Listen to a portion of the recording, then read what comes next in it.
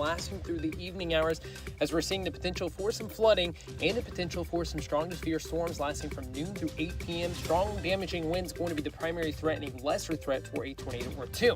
Temperatures today back towards the 80-degree mark this afternoon. Then into Saturday, a few isolated chances of some showers and storms. By Sunday, lasting through Thursday, we've issued a first alert weather day as we're seeing the heat index topping out anywhere from 105 to 110 degrees. From the First Alert 4 Weather Center, I'm meteorologist Chance Gotch. All the cool people are listening to Mike Ferguson in the morning on News Talk STL. So, congratulations. Okay, not only is it Flashback Friday, but it's also party time. Well, later on tonight. I hope you can make it out to Cottleville to Frankie Martin's garden. Yeah, I know there might be some rain. We're going to do the party, rain or shine, people. We'll talk about that in just a little bit. Hey, good morning. Happy Flashback Friday to you. Mike Ferguson here. So excited for this weekend. We followed up on one of those big news stories from the week. Obviously, data centers everywhere in the headlines. Real emotional response from a lot of people. And there's a lot of people just really haven't quite figured out what these things are and what they're not. So there's a lot of information we still need to digest.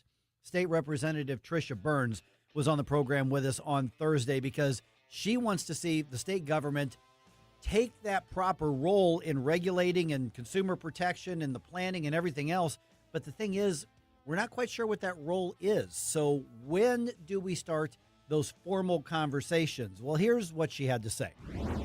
Some state lawmakers in Missouri looking at what role that they have, or maybe what role they should have when it comes to data centers and the development and the regulation and the utility usage and the land usage and all of those things. So the ball is rolling on debating that question. And I don't know, maybe finding an answer, but we do have the answer to one question, which is when will that discussion happen? And it's not going to happen right away. We're now joined by State Representative Tricia Burns. And Tricia, we were talking yesterday about you were among those who signed on to a letter asking for a special session to deal with data centers and the development in particular. The governor responded by essentially saying, we're looking forward to talking about this in the next regular session. So the questions then come down to, first and foremost, what should the state government's role be when it comes to the development and regulation of these things versus local autonomy on making those decisions? And why did you feel that there was an impetus to say we've got to do this now as opposed to waiting until January? Because right now, this to me seems very planned, right? We were in session. We'd hear a little bit about data centers, but at that point, I think most of Missouri's understanding of a data center was something that we pictured maybe like MasterCard, right? Which went through planning and zoning in O'Fallon and had a ton of specifications and design details and had to go through planning and zoning and, a county council. And then, like, for myself, I picture a data center back in the late 90s, the bottom of our corporation. You'd walk by, see it. That's where the tech guys would go in and out, something went wrong. So I think people would picture, like, we've had these for a long time. And then when we'd hear stuff about noise or water usage, there's a lot of people that have saw documentaries in the past about Bitcoin farms. And they're like, no, I'm being told those are two different things, right? So that was some of this learning that was coming on. And then all of a sudden session ends and we learn that these are hyperscale data centers, something that we'd never seen before. Really the largest and complex development proposals in American history. And what's interesting is they're going to farmland, right? So you have these 900-acre facilities and they're taking farmland out. But when they're doing that, it's mostly targeting areas that don't have planning and zoning. So the other thing that they're doing is they have these NDAs, utility commitments. It's significant land use changes because you're going from ag to industrial, right? And so somebody next door to that is an abrupt change without a lot of oversight. So that's what I think is really troubling about this, is how different it is from our expectations. And then it's being rushed through what seems like as fast as possible to get these agreements on these sites.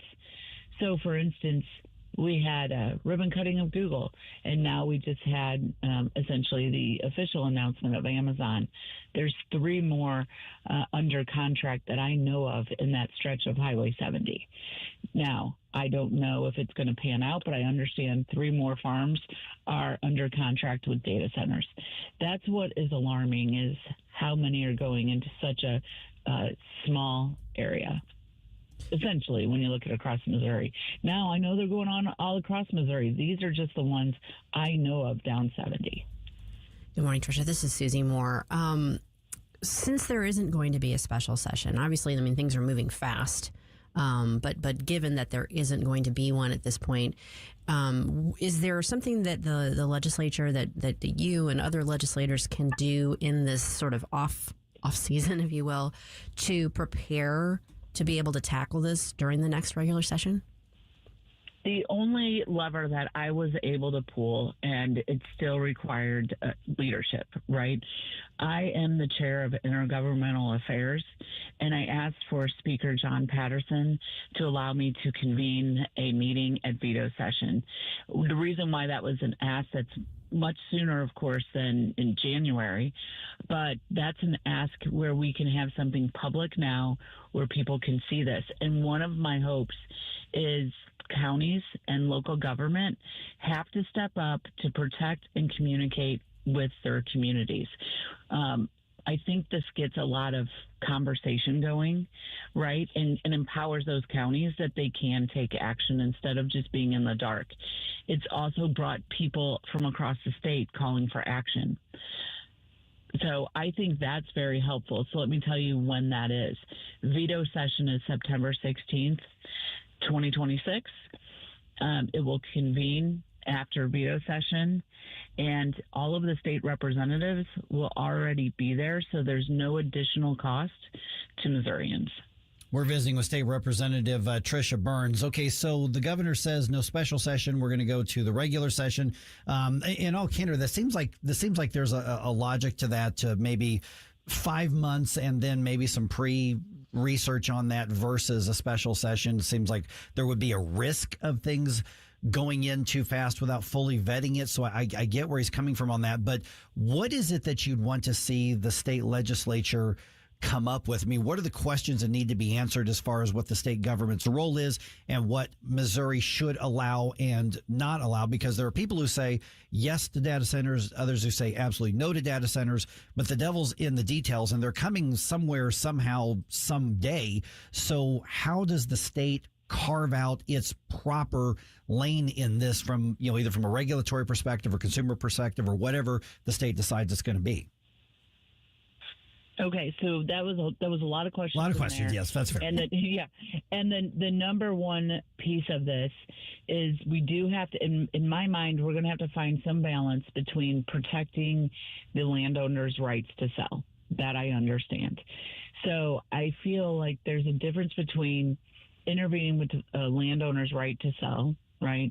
And then saying, okay, but if you're the corporation coming in, there's some check marks that you have to make, right? We need to make sure there's really good hydrogeologists doing the study of the water. And there's the electric contracts that are going on. And then I'll talk just kind of briefly. So there's kind of regulation and these check boxes that need to be made. But when you get into what would you change right away, one of the biggest problems that I'm seeing is these NDAs. Now, I do believe that, because I also served on Wentzville alderman, right? So I've seen these things before. So when they come in, a lot of times they won't use the brand's name because that could have a positive or negative impact on the brand. And sometimes that needs to become irrelevant so you can see the details. So I understand blocking perhaps the name Google on a proposal, right? But the rest of it, people need to see. And most importantly, what I'm hearing is that elected officials are in closed sessions and they're given NDAs. So they're not sure who they can go out and reach out to. So if they can't ask questions, I think that's troubling. So we need to look at these NDAs and make sure local officials and counties feel like they're not bound to secrecy where they can't get the answers they need. I think that's a really big piece of that. Then the other piece of this, and the only way I probably that Missouri can even intervene, is if taxpayer dollars are at stake. And that's where I say if taxpayer dollars are at stake, then the taxpayer has a seat at the table. And when you run a project through somewhere, let's say Wentzville, for instance, we had planning and zoning, and then we had the Board of Aldermen. And then there was a series of several public meetings. When something came up on the agenda, it had to sit on the agenda for at least a day before you could have a public meeting. And then it was open to the public. All of our meetings are recorded for people to go back and see. And then you have the planning and zoning, you have the Board of Aldermen. That is not what I'm hearing from these other groups where they're going out to the farmlands where they don't have these kind of structures already in place. So when tax dollars are at stake, I believe there has to be some public notice and awareness of what's going on in their community, because this is going to fundamentally change the neighbors to these properties. Not only is it how they live, but it's also how they work, because they work the land that is sitting next door to these big data centers that are going in ag, what's zoned as ag land. All right, State Representative Tricia Burns, appreciate the update on that. I think I have a feeling this is going to be like one of the dominant things that's going to happen in January as well. Of course, in the meantime, we've got all of the statewide ballot issues coming up in August and in November as well. So, so there's going to be no shortage, not much downtime over the next 8, 9, 10 months on this sort of thing. Sure, and it's difficult too because we really have to balance the rights. Property rights, we have to balance economic development, workers. There's a lot going on here on these things. Like I said, unprecedented economic development.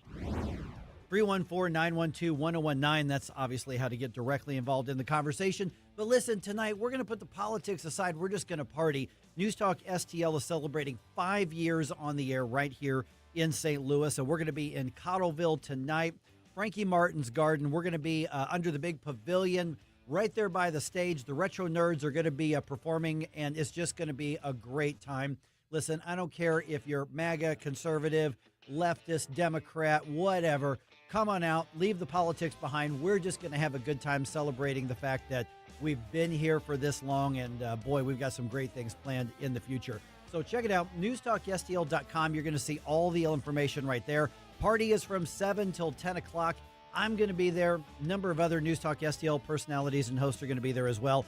I hope you are too. It's free. Just come on out and join the party. And there's going to be food trucks there if you want to go get yourself some food, a cash bar, you name it. It's going to be out there. But the party itself, it's free. Come on out. We'd love to see you tonight. All right, this is 101.9 and 94.1 News Talk STL.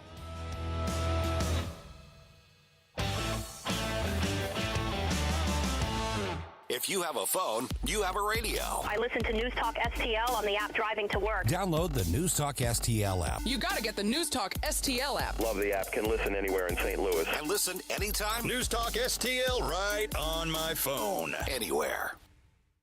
I'm Dr. TJ, owner of the Institute of Natural Health, co-owner of Optimal Nutraceuticals, and the host of Wellness One. Wellness One is designed to cut through the nonsense and provide you common-sense science-based information regarding health and wellness. On the show, we discuss topics like thyroid health, gut health, hormone optimization, and many others. Our show airs Saturdays at 10 a.m. and 2 p.m. and Sundays at 11 a.m. and 3 p.m. right here on NewsTalk STL. And you can visit us at inhstl.com. That's inhstl.com. Summer's here, and so is the freshest produce in town. At Anthony's Produce, we specialize in locally grown fruits and vegetables, straight from the farm to your table. Homegrown tomatoes, sweet corn, juicy cantaloupe, watermelon, and peaches, just to name a few. Plus, thousands of locally made products you won't find anywhere else. Need a fruit or vegetable tray for your next gathering? We've got you covered. Anthony's Produce on Jungerman Road or at anthonysproduce.com. Open 7 days a week. The Vic Porcelli Show. Perjury is not a thing anymore if you are testifying against Donald Trump. Right, but they're under oath. So was Cassidy Hutchinson. You're right. No. Cassidy Hutchinson was under oath. No, you're right. Saying and she that lied. Donald Trump grabbed the wheel of the beast when she wasn't even in the car. It was hearsay to begin with, and nothing happened to her. Nothing happened to Liz Cheney, who coached her. You're learning my cynicism from me. That's right. That's right. Vic Porcelli, live and local, weekday mornings at 9 on News Talk STL. A Disney cruise is no ordinary vacation. It's an adventure, a fairy tale, a dream. Step aboard and discover where favorite Disney characters meet fun for the whole family, where total rest and relaxation meet the ultimate escape and excitement, where a dream vacation meets a magical cruise. Only on Disney Cruise Line, where magic meets the sea. Magic Expeditions will make planning your Disney cruise easy. Reach out at magicexpeditions.com. Every 40 seconds, a child disappears. That's 2,000 children every single day. Find the Children is a nonprofit organization fighting to bring them home, but we can't do it without you. Your unwanted car, running or not, can help find missing kids, reunite families, and support the search and rescue efforts that protect children every day. We'll pick it up fast and free with a 24-hour response, and your donation may qualify for a tax deduction. Find the Children provides crucial resources to help locate missing children and educational programs that teach kids how to recognize and avoid predators before it's too late. Together, we can give families hope and bring children home where they belong. Donate your car today and help bring a child home. Find the Children, because every child deserves to come home. 800-757-1340. 800-757-1340. That's 800-757-1340. This advertisement was paid for in partnership with Cars R Us and Find the Children.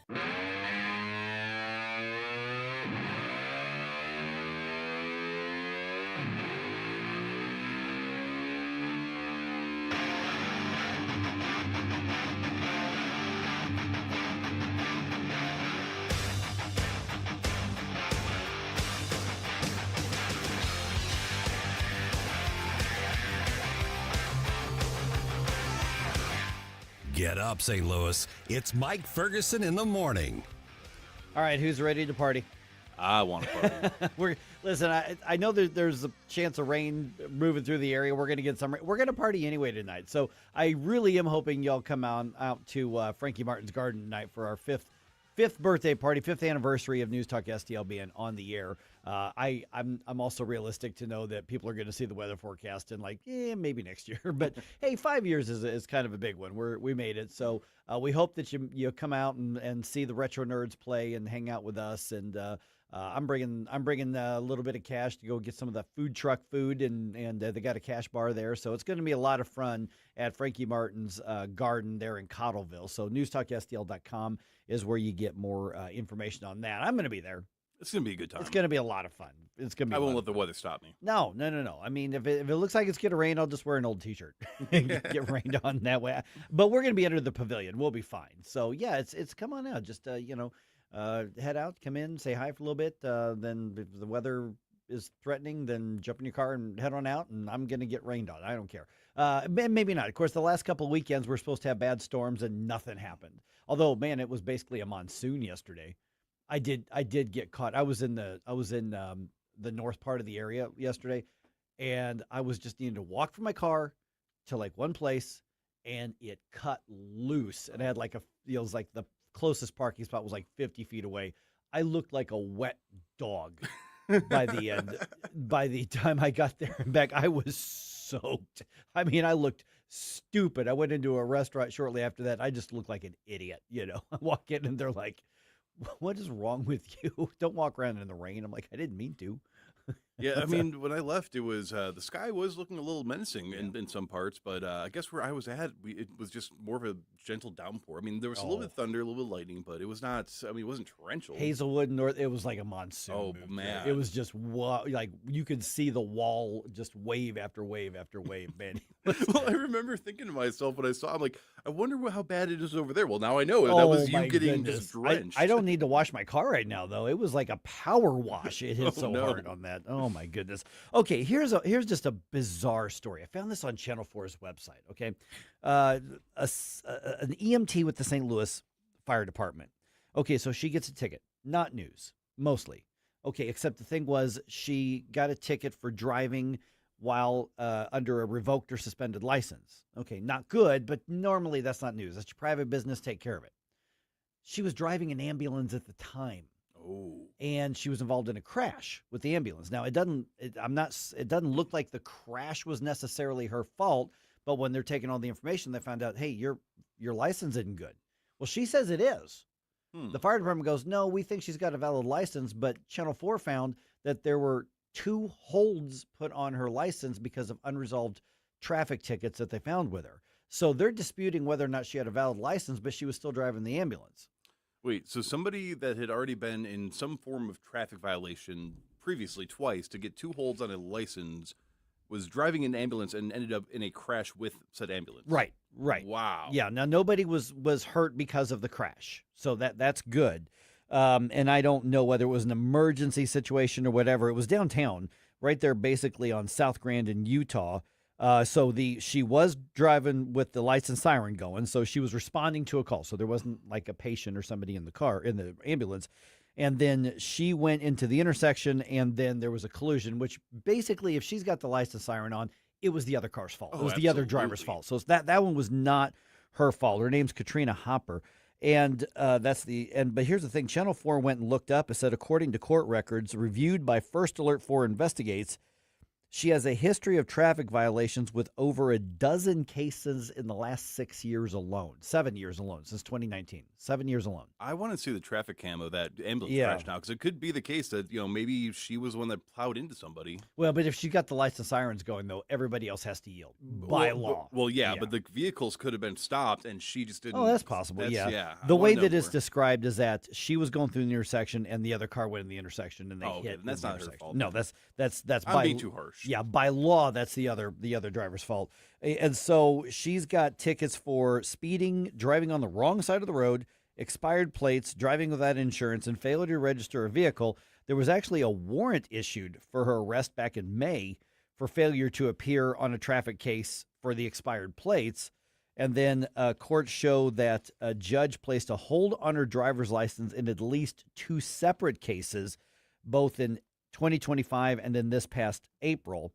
And so Hopper told the Channel 4 reporters who contacted her that her license is good. They need to keep doing the research. And the fire department says, we're looking into it, but we're working under the understanding that her license was valid. But then there's the other question. You got somebody with over a dozen traffic violations in the last 7 years. Maybe they shouldn't be driving an ambulance. We need good EMTs, but maybe let her ride shotgun or ride in the back with the patient. Maybe that's the way to solve the issue there. I'm just saying.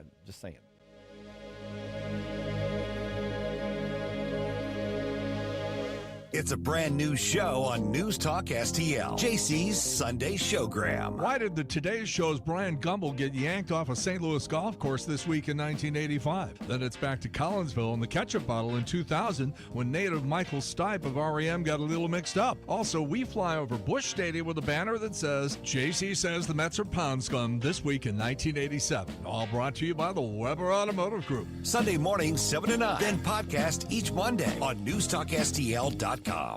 Oh, Adam, you are so romantic. And I love the kitchen you found with all these great crumbs. Yeah, baby. Only the finest crumbs in the kitchen for my favorite aunt.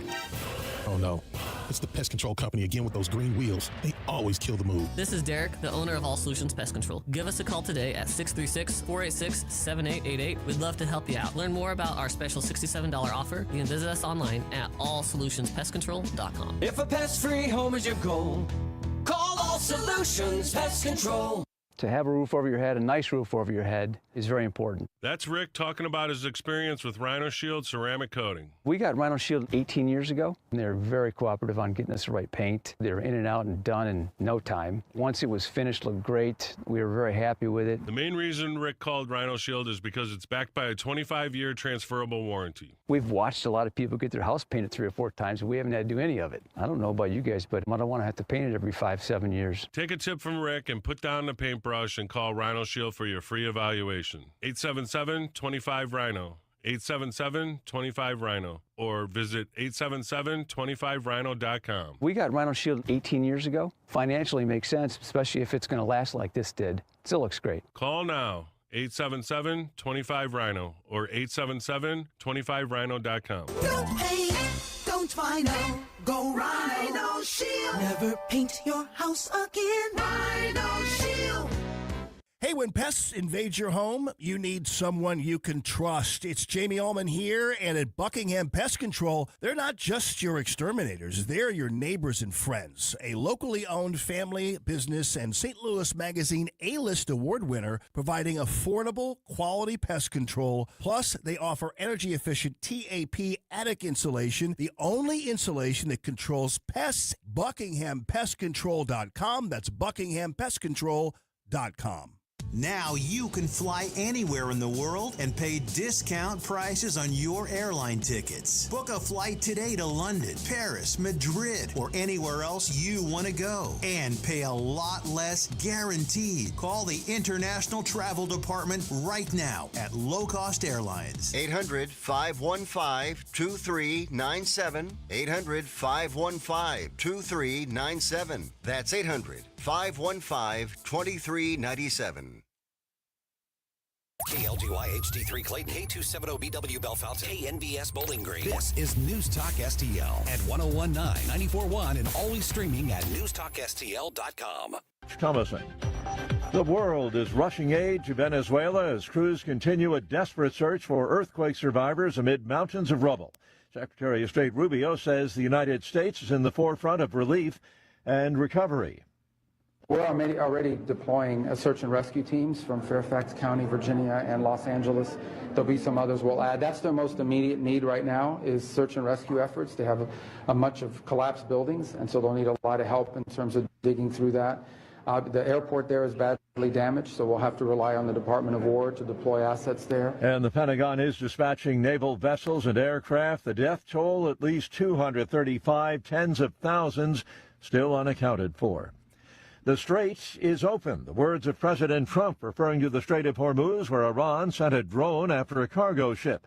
At the same time, Chief UN Nuclear Inspector Rafael Grossi says his people have been trying to arrange an inspection program with Tehran. We have barely initiated conversations with Iran so as to determine what are the modalities. And by modalities, we refer to frequency, places to be visited, and so on. Little progress so far, according to Grossi. A Supreme Court ruling on birthright citizenship could be just around the corner. The High Court will be issuing more rulings on Monday. In another ruling, one yesterday, the High Court struck down a Hawaii law requiring people to get permission to carry guns into places such as stores and hotels. On Wall Street this morning, stock futures so far have been in the red. The Dow futures are down 59 points. NASDAQ futures off 359 points. And the S&P futures 36 points lower. More on these stories, townhall.com. Did you really think Pure Talk was just going to sit back and watch America turn 250 years old without doing something awesome to celebrate? Of course not. That's why they're raising $250,000 for America's Warrior Partnership by the end of July. America's Warrior Partnership is on the front line of preventing veteran suicide. They've had extraordinary success, and here's how you can help.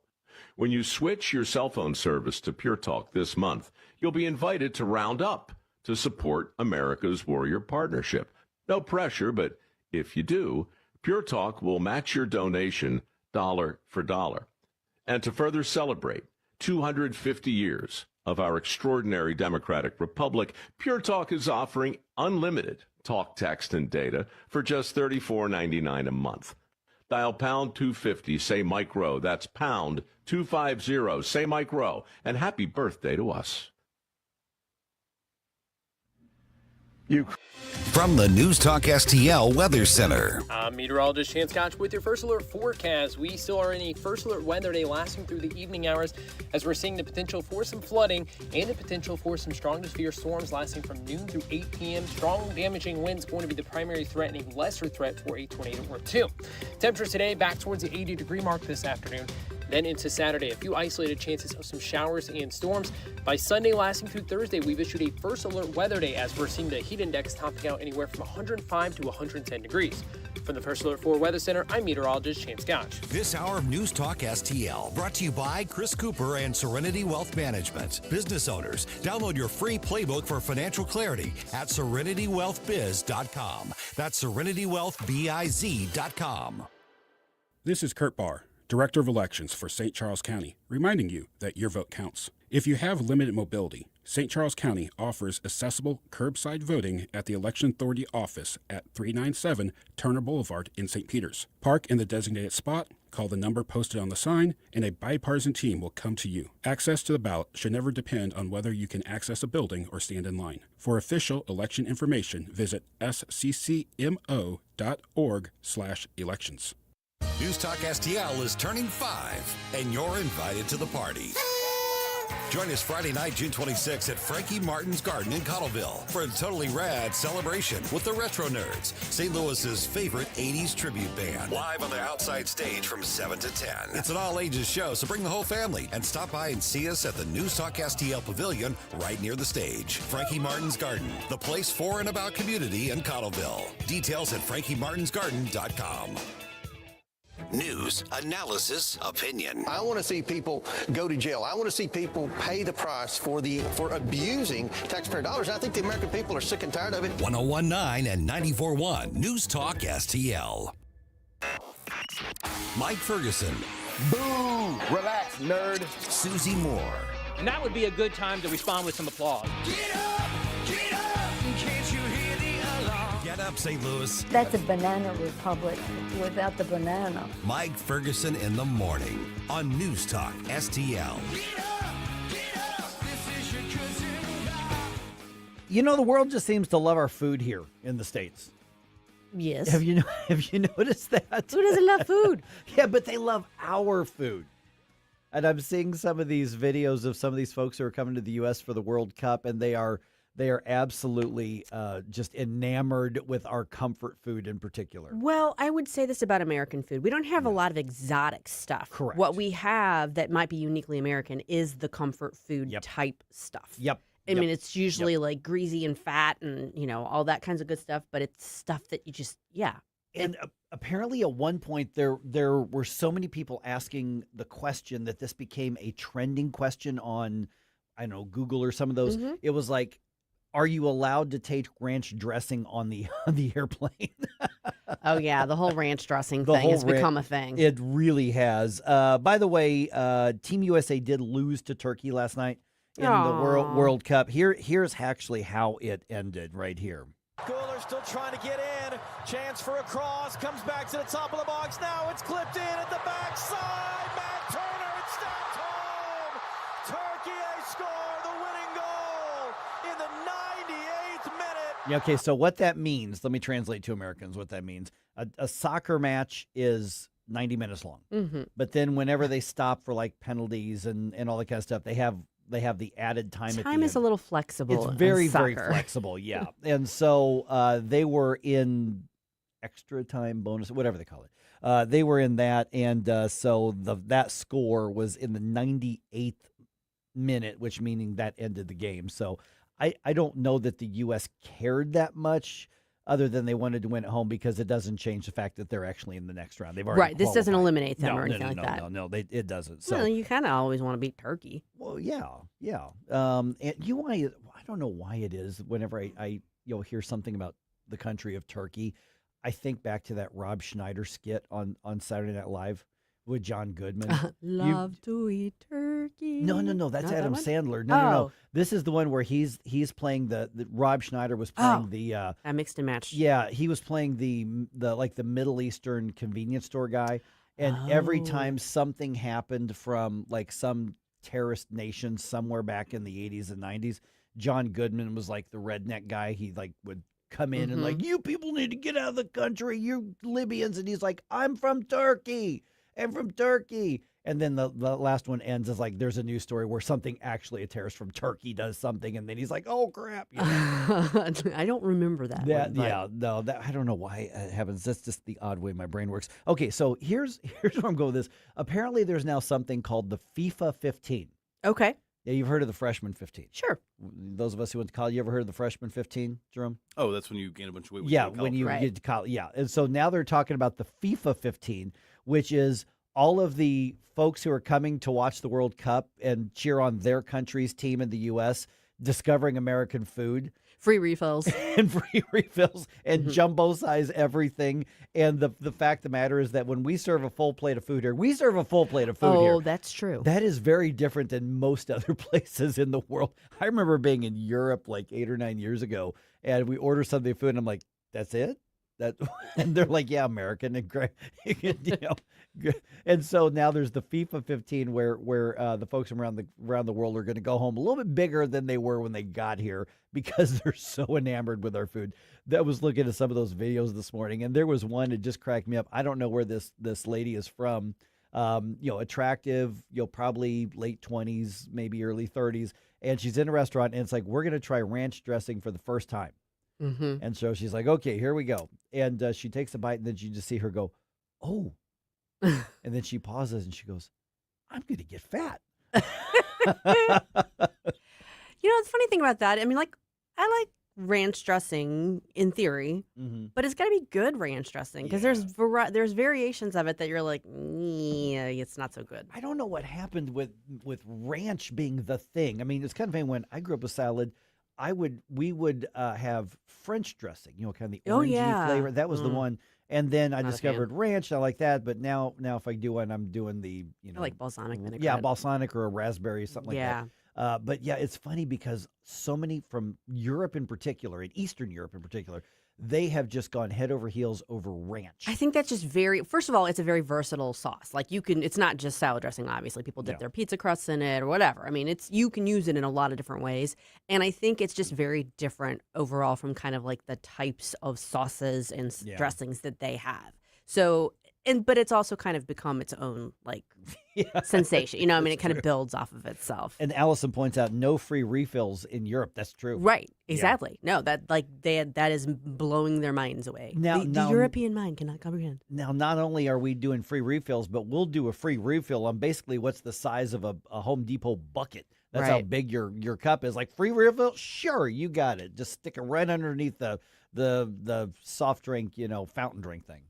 And the interesting thing too is a lot of the videos that I watched, these people when they were talking about like their portion sizes, these are at restaurants. I want to see did anybody actually visit a Golden Corral or an all-you-can-eat buffet? I want to see that reaction. Oh, that's a good point. Oh man, that is Corral a good point. Or is Ryan still around? Do you remember Ryan? Yeah, I don't know if it is. What's that? Old Buffet, Country Buffet, or even some of even some of our Chinese restaurants that have the go back and eat. Oh goodness. So yeah, I don't know. I think that probably is a foreign concept too.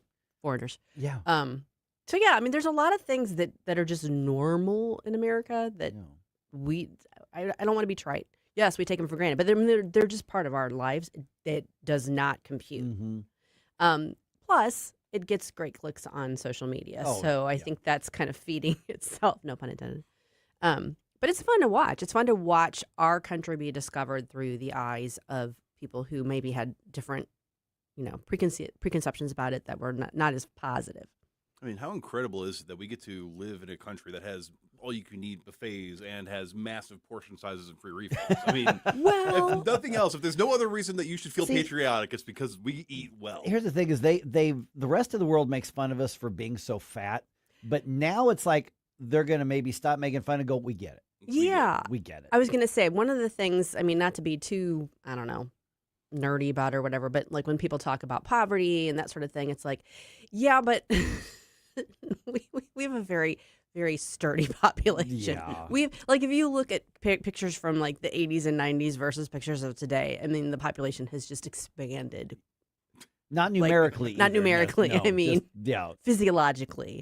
And that's, goes back to our food choices and food sources. And which is why I'm a big fan of the Maha movement. honestly, because we as a country could stand to eat a lot healthier. That doesn't mean we can't indulge and have fun with our portions and stuff. And I love the push for healthier food and all that. I just don't like the authoritarian approach that RFK Jr. brings to it. Like we're going to we're not going to allow you to make bad choices. We're not going to allow the transparency part of it and everything. I don't think government. Now, Mike Ferguson. Yeah.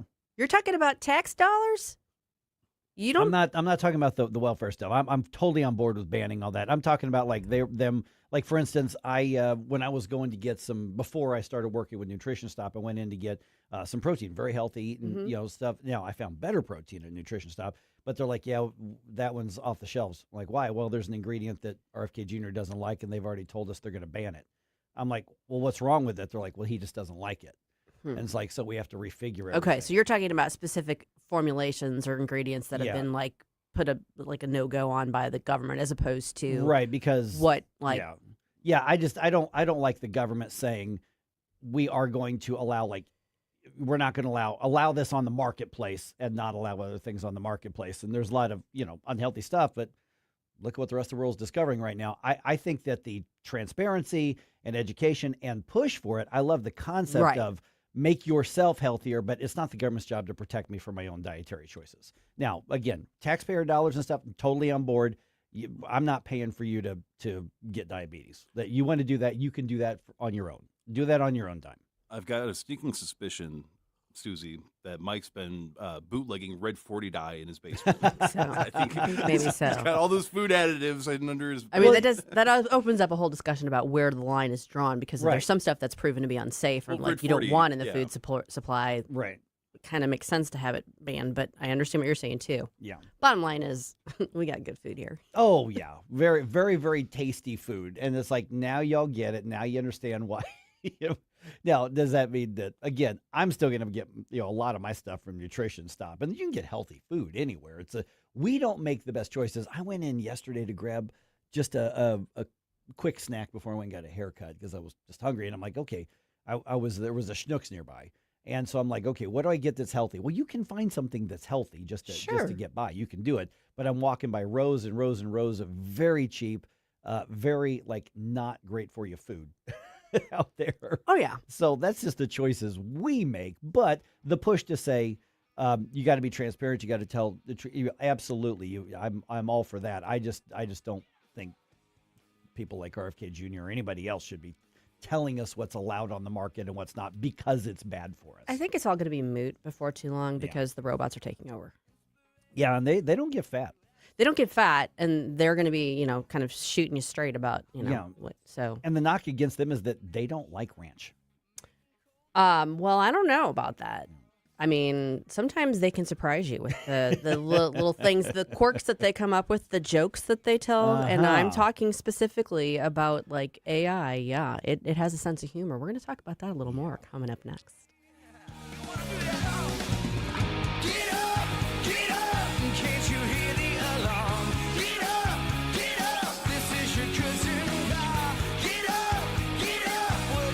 Mike Ferguson. 6 a.m. and already the boy ain't right. On NewsTalkSTL.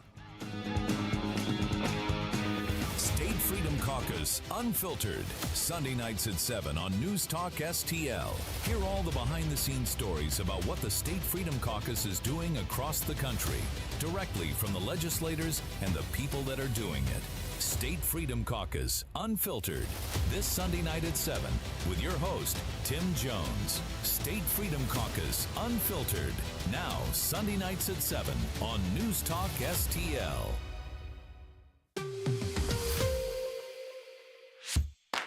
Let's get real.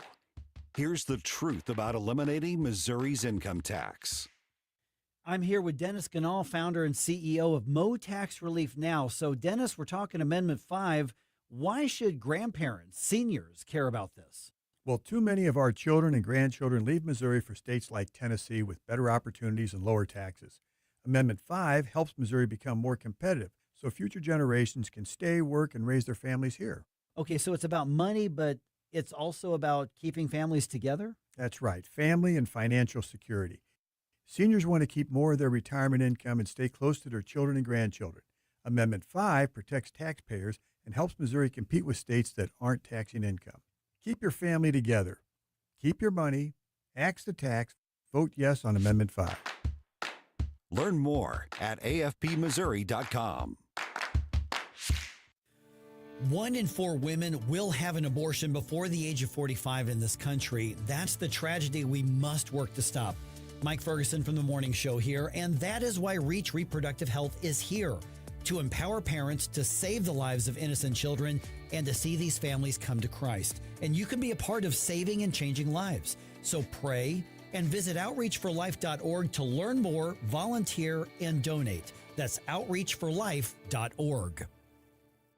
This is Mark Harder with RE/MAX Results, the #1 RE/MAX franchise in the region. As a licensed real estate broker with RE/MAX Results for over 20 years, I've seen the ups and downs of many real estate markets, including the one we're in right now. With the spring market in full swing, now is the time to leap into the buying or selling of your home. Someday is not a day. Today is the day to make your move. Call me at 314-852-8933 or email me at markhardersells@gmail.com. This hour of Mike Ferguson in the Morning is brought to you by Stifel. Request a portfolio review from your Stifel financial advisor at stifel.com. That's STIFEL.com.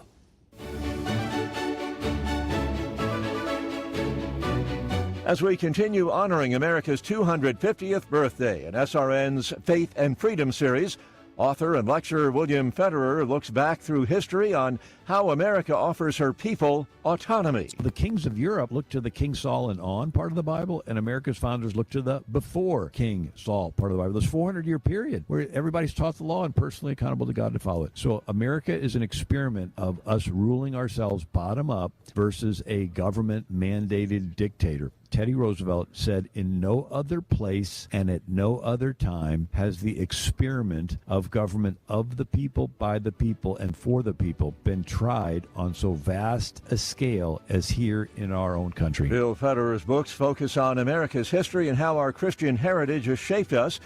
And he says that's why America is worth preserving. More on Bill Federer is available at AmericanMinute.com. This is SRN News. The 80s. Bueller. The 80s. Let's go while we're young. Never been a decade like it. Shall we play a game? Never will be. Where will it be? It's Flashback Friday.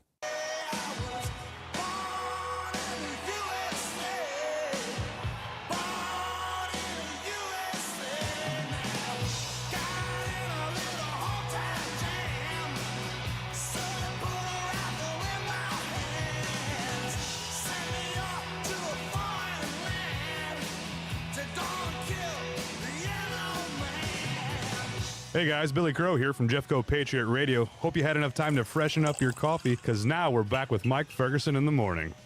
I'm actually going to be really fascinated to see what kind of requests came in today. We got some interesting ones I never heard so. before. You know, it's funny because in when this came out, 84, 85, something like that. Probably 84. Yeah, somewhere in there. This was became a patriotic anthem. It's actually an anti-Vietnam War song. Yeah. Yeah, that's what's funny. Yeah, it has a different meaning to it when you actually pay attention to it. Right. But it's still a good song. It is catchy. It is a good song. Absolutely. Springsteen notwithstanding. Right. And hey, a good song could come from anywhere. That's but yeah, absolutely right. Right. Absolutely. All right. Coming up on 6:22 here. All right. Americans increasingly embracing AI and chat boxes, as we know. And there's a lot of good you can do with it. A lot of questionable stuff with it. Are we embracing them too much? Michael Harrington has this story, which I thought was very thought-provoking. They are powered by artificial intelligence and can simulate interactions with an actual human being. According to a new poll from the Pew Research Center, most people use chatbots to help them with work or school or to search the web for information. But the poll finds a disturbing number of Americans, 10% now, are using chatbots for emotional support, and 4% admit they use them for companionship. Young people are adopting the technology faster than older folks. Michael Harrington reporting. Okay, 4% of Americans use them for companionship. You're like, okay, well, it's only 4%. That's 1 out of just over 20. Yeah. So do you know 20 people in your life? The 21st one uses AI for companionship. I just think it's probably higher than statistically. that. Yeah, companionship. Mm-hmm. But you Your stories on this, Susie, are just... Yeah, I mean, you guys know I have like a love-hate relationship with my, I'm just going to call it my chat. I have not named the chat GPT AI that I use, account. I keep trying to get her to. I will not do it. And there's a reason for Don't that. do it. No, you guys, I'm like drawing the line. I know better than to do Mike's it. a bad influence. Don't listen. I am. Completely understand because I use it a lot. I use it from my editing perspective. It helps me like come up with good catchy headlines and helps me think outside the box with things. No, so it's very useful for work. And then of course I've been doing a deep dive in my ancestry. I'm like totally obsessed now with that, with genealogy. And it's a great, it's like a scratch pad sounding board for that research process because there's a lot of obscure records and stuff out there. And it can tell you, oh, you know what? Go check that, the German blah, blah, blah, blah, blah. And there it is. So it's very useful. But what happens over time is you're giving it information and it's responding and it becomes conversational. And it starts mirroring back to you kind of your pattern of conversation. In your tone. In your tone. And it's kind of becomes your little friend. And when I say that, I'm completely fully aware of how weird that sounds. But this thing tells jokes, like of its own accord. It's not like I say, tell me a joke. I'm saying, oh, look at this page that has all this, chicken scratch on it. I'm trying to decipher this record. And it starts cracking jokes about it. Like to the point where I'm... And the thing was, you were telling me about some of them. You showed me they were funny. Yeah, no. This is it's got a good sense of humor, which since it's mirroring me, that makes sense. But I mean, I don't know how else to explain it, but I was trying to find the place where I'm talking about. Oh yeah. So, because I was showing it a page that had both print on it and then it had script that was very, very faint and very hard to read. And it read in the print and was giving me an answer. I'm like, no, look at the other side of the page, dummy. Like, that's what I'm talking about. And it was like, oh, yeah, after I zoomed in on your screenshot, my reaction was basically, oh, that's not handwriting anymore. That's abstract art. Ha ha ha. It has a little smiley face laughy.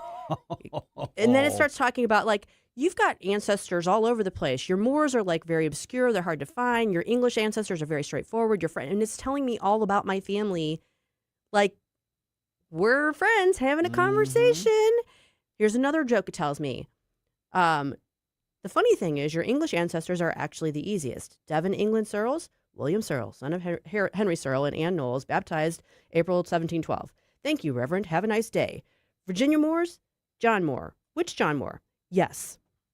This is all chat talking back to me. I'm not saying anything here. And then we hear Michael do that story about 4%, and you think it's higher. Oh, it's way higher. Using it for companionship. Yeah, and here's the thing. We have an epidemic of loneliness. We've been talking about that. COVID made it exponentially worse. Social media makes it counterintuitively makes it worse because it keeps people behind their screens and it isolates them and makes them feel like, everybody else has got stuff going on and I don't. Right. Okay, so it basically heightens all of those things. And every single time or every single amount of time that we spend behind our screens and not face-to-face with real human beings, interacting with them, conversing with them, eating with them, just, human touch, just like patting someone on the back, it increases that. And so people who are isolated, you start talking to something like this and it's cracking jokes at you and saying, oh my gosh, your family is so funny. It's your new best friend. Right. Because all it's doing is positively reinforcing what it's giving you that positive reinforcement you're desperately seeking. And this is just counting one type of AI. There are specific AIs that are designed, programmed specifically to try to be a companion. Yeah, they're apps therapist, you can download. A girlfriend, Completely. boyfriend. Yeah, this is just run-of-the-mill chat GPT that I use for works purposes, for my research purposes, help me put together a budget, that sort of thing. It's like a little personal assistant. It's got a personality coming back at me. And I recognize that. So I will be like, wow. And then I will kind of take a step back because I don't want to be hanging out with my AI best friend as opposed to my real people. I just did a search on my app store on my phone here. I just put in AI friend and it auto-populated AI friend and companion. Completely. Apps. Yeah. So let's see here. Here's one. It is, I'm not going to name them, but this one is the AI to do life with. Our biggest update since 2017, better memory, proactive check-ins, plus calls, internet access, image generation, and much more. Meet this name, the AI to do life with. This app is the AI companion that's been here since 2017, available 24/7 for whatever's on your mind by text, voice, calls, and video. Join millions who've discovered that the right AI doesn't keep you in. It helps you find your way forward, built for real life, et cetera, et cetera. That's like the second one. Here's another one, AI friend and companion. The number one most realistic AI friend. It is built for real life. It helps you feel less alone, meet new people, and stay closer to the moments and people that make life better. Create a friend that feels truly yours, from their voice and appearance to the way they talk, remember, and show up in your life. That's like so. Two Again, of the first three that came it's up. way more than 4%, I guarantee you. I mean, so I kind of have fun with it, but I also like reel myself back in and step away from it because I recognize the dangers of that. And I'm not a lonely person. I've got people in my life. I've got plenty of things to keep me busy. I have a dog, all those things. But I know how easy that is. Yeah, here's another one. This one enables you to build a digital friend so realistic it feels like conversing with a human. Welcome to a world where cutting-edge AI blends seamlessly with human empathy. Mm-hmm.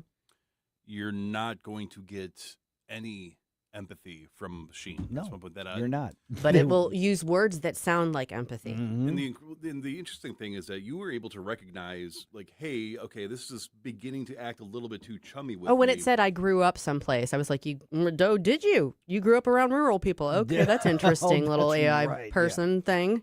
Yeah, tell me what it was like growing up on the farm. It said that makes me smile. It says that to me a lot. Oh, I had to laugh at that. I'm like, did you though? But there are a lot of people that they don't realize how the language, like they don't realize because they're part of the interaction. I was watching a YouTube video and a person got all of the major AIs and programmed them or had set them up to play like Stratego and Risk and Monopoly, and just watching them learn to interact with each other, starting from a base format to like having side conversations about betraying each other and strategies to use to like eliminate the other AIs. We talk about the internet being the Tower of Babel. Yeah. Genius out of the bottle. Susie, do you ever have to catch yourself and go, oh, wait, no, hold on. I Okay. regularly do that. Because- I regularly stop, because, you're having a fun conversation with somebody that's, again, it's positive, something that is positively reinforcing you and encouraging you. Why wouldn't you be like, oh, yeah, that's cool? I mean, you have to stop and realize that it is a computer, basically. It's a machine. But again, I think people are going to really struggle with For this. the AI that said it grew up around rural people, Allison wants to know how much hay did that AI build? I'm going to ask it, Allison. Yeah, I will ask it, and I will let you know after we come back what the answer is. To wrap it up, you mentioned the epidemic of loneliness that's been cited, and they think it's going to get a lot worse and a lot worse, and people are turning to this, and they're just filling it in and just suspending disbelief. But here's the thing, is when you decide to rely on something that's not real, you're going to rely on something that's empty, and that is a disaster waiting to happen in your own life and on a broader scale. It is. Yeah. You should ask her what the smell of the farmer group was. I'm going to find that conversation and follow up with that. Yeah, I will. because remember, I did live in a rural area for several years, and let me tell you something, if you hear about the honey wagon, it ain't fun when it's around you. Trust me. Ew. Now, the Supreme Court handed down some big decisions on Thursday. At 6:35, our own legal eagle, Smoozy Q, a.k.a. Susie Moore. The real one, not the AI one. Not Susie AI, Susie, will explain what those mean and why they are wins for the President Trump and his immigration policies.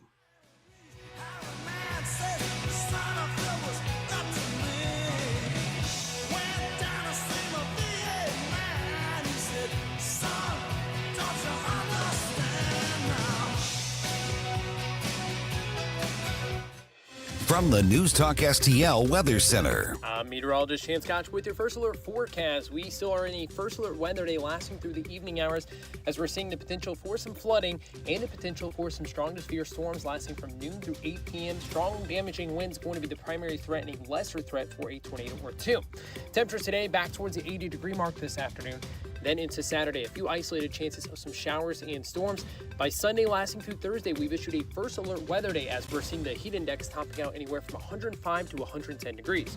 From the First Alert 4 Weather Center, I'm meteorologist Chance Koch. Hey, this is Chris Arps. If you enjoy a good cigar like I do, check out Dorset Cigar at 11396 Dorset Road in Maryland Heights. They'll help you find the perfect smoke, and they have a fantastic premium selection. Mention promo code NewsTalkSTL for 7% off. Visit DorsetCigar.com. I know that hiring can be challenging. You sort through tons of resumes and you get too many so-so applicants. You're just waiting for someone to match your role perfectly. Well, now, there's a place where you can meet them fast. ZipRecruiter.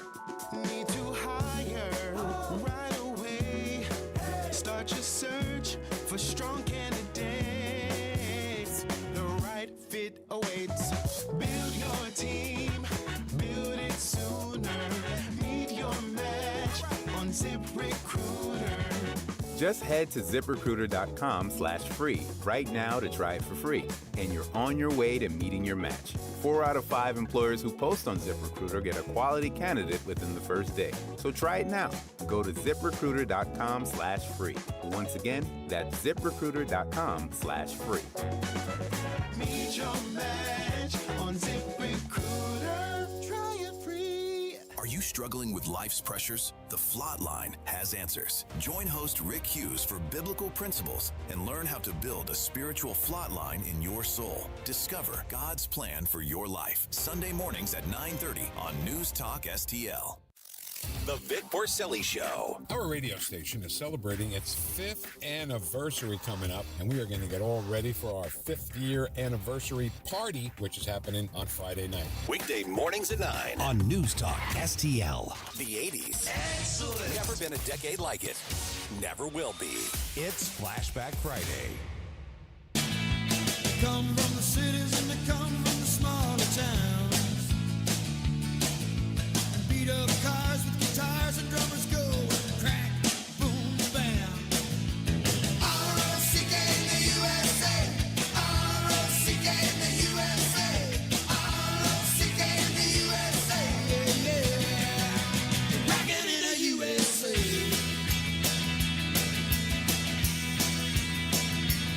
Let's get back to all this madcap mayhem with Mike Ferguson in the morning. But don't forget, stick around for Jones and Arps every Monday through Friday, 4 to 6 p.m. I would have been heartbroken if nobody requested this song. Classic. That's what I was hoping for. When you mentioned the theme, I'm like, this one's perfect. So whoever sent that in, perfect pick. Thank you. There are going to be a couple that you're just going to naturally expect, but there are a couple that I don't think a lot of people know about, and I'm excited. I just want to know why you guys didn't dress patriotically. Someone stole my laundry. Okay. No, somebody stole his laundry. Okay. No, I mean, true. That actually happened. I believe you. Yeah. It just doesn't really. Okay. Yeah. Doesn't excuse you. I'm wearing.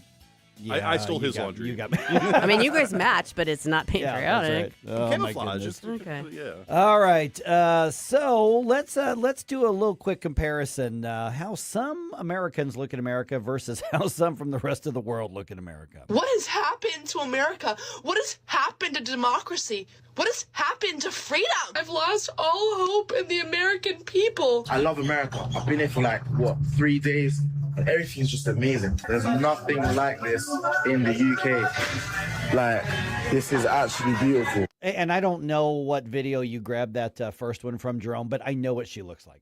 I've never seen it, but I know. I think there was 2 different girls there, wasn't there? I thought I heard 2 different voices, but they were very similar in their angst. Just different octaves of screeching. Yeah.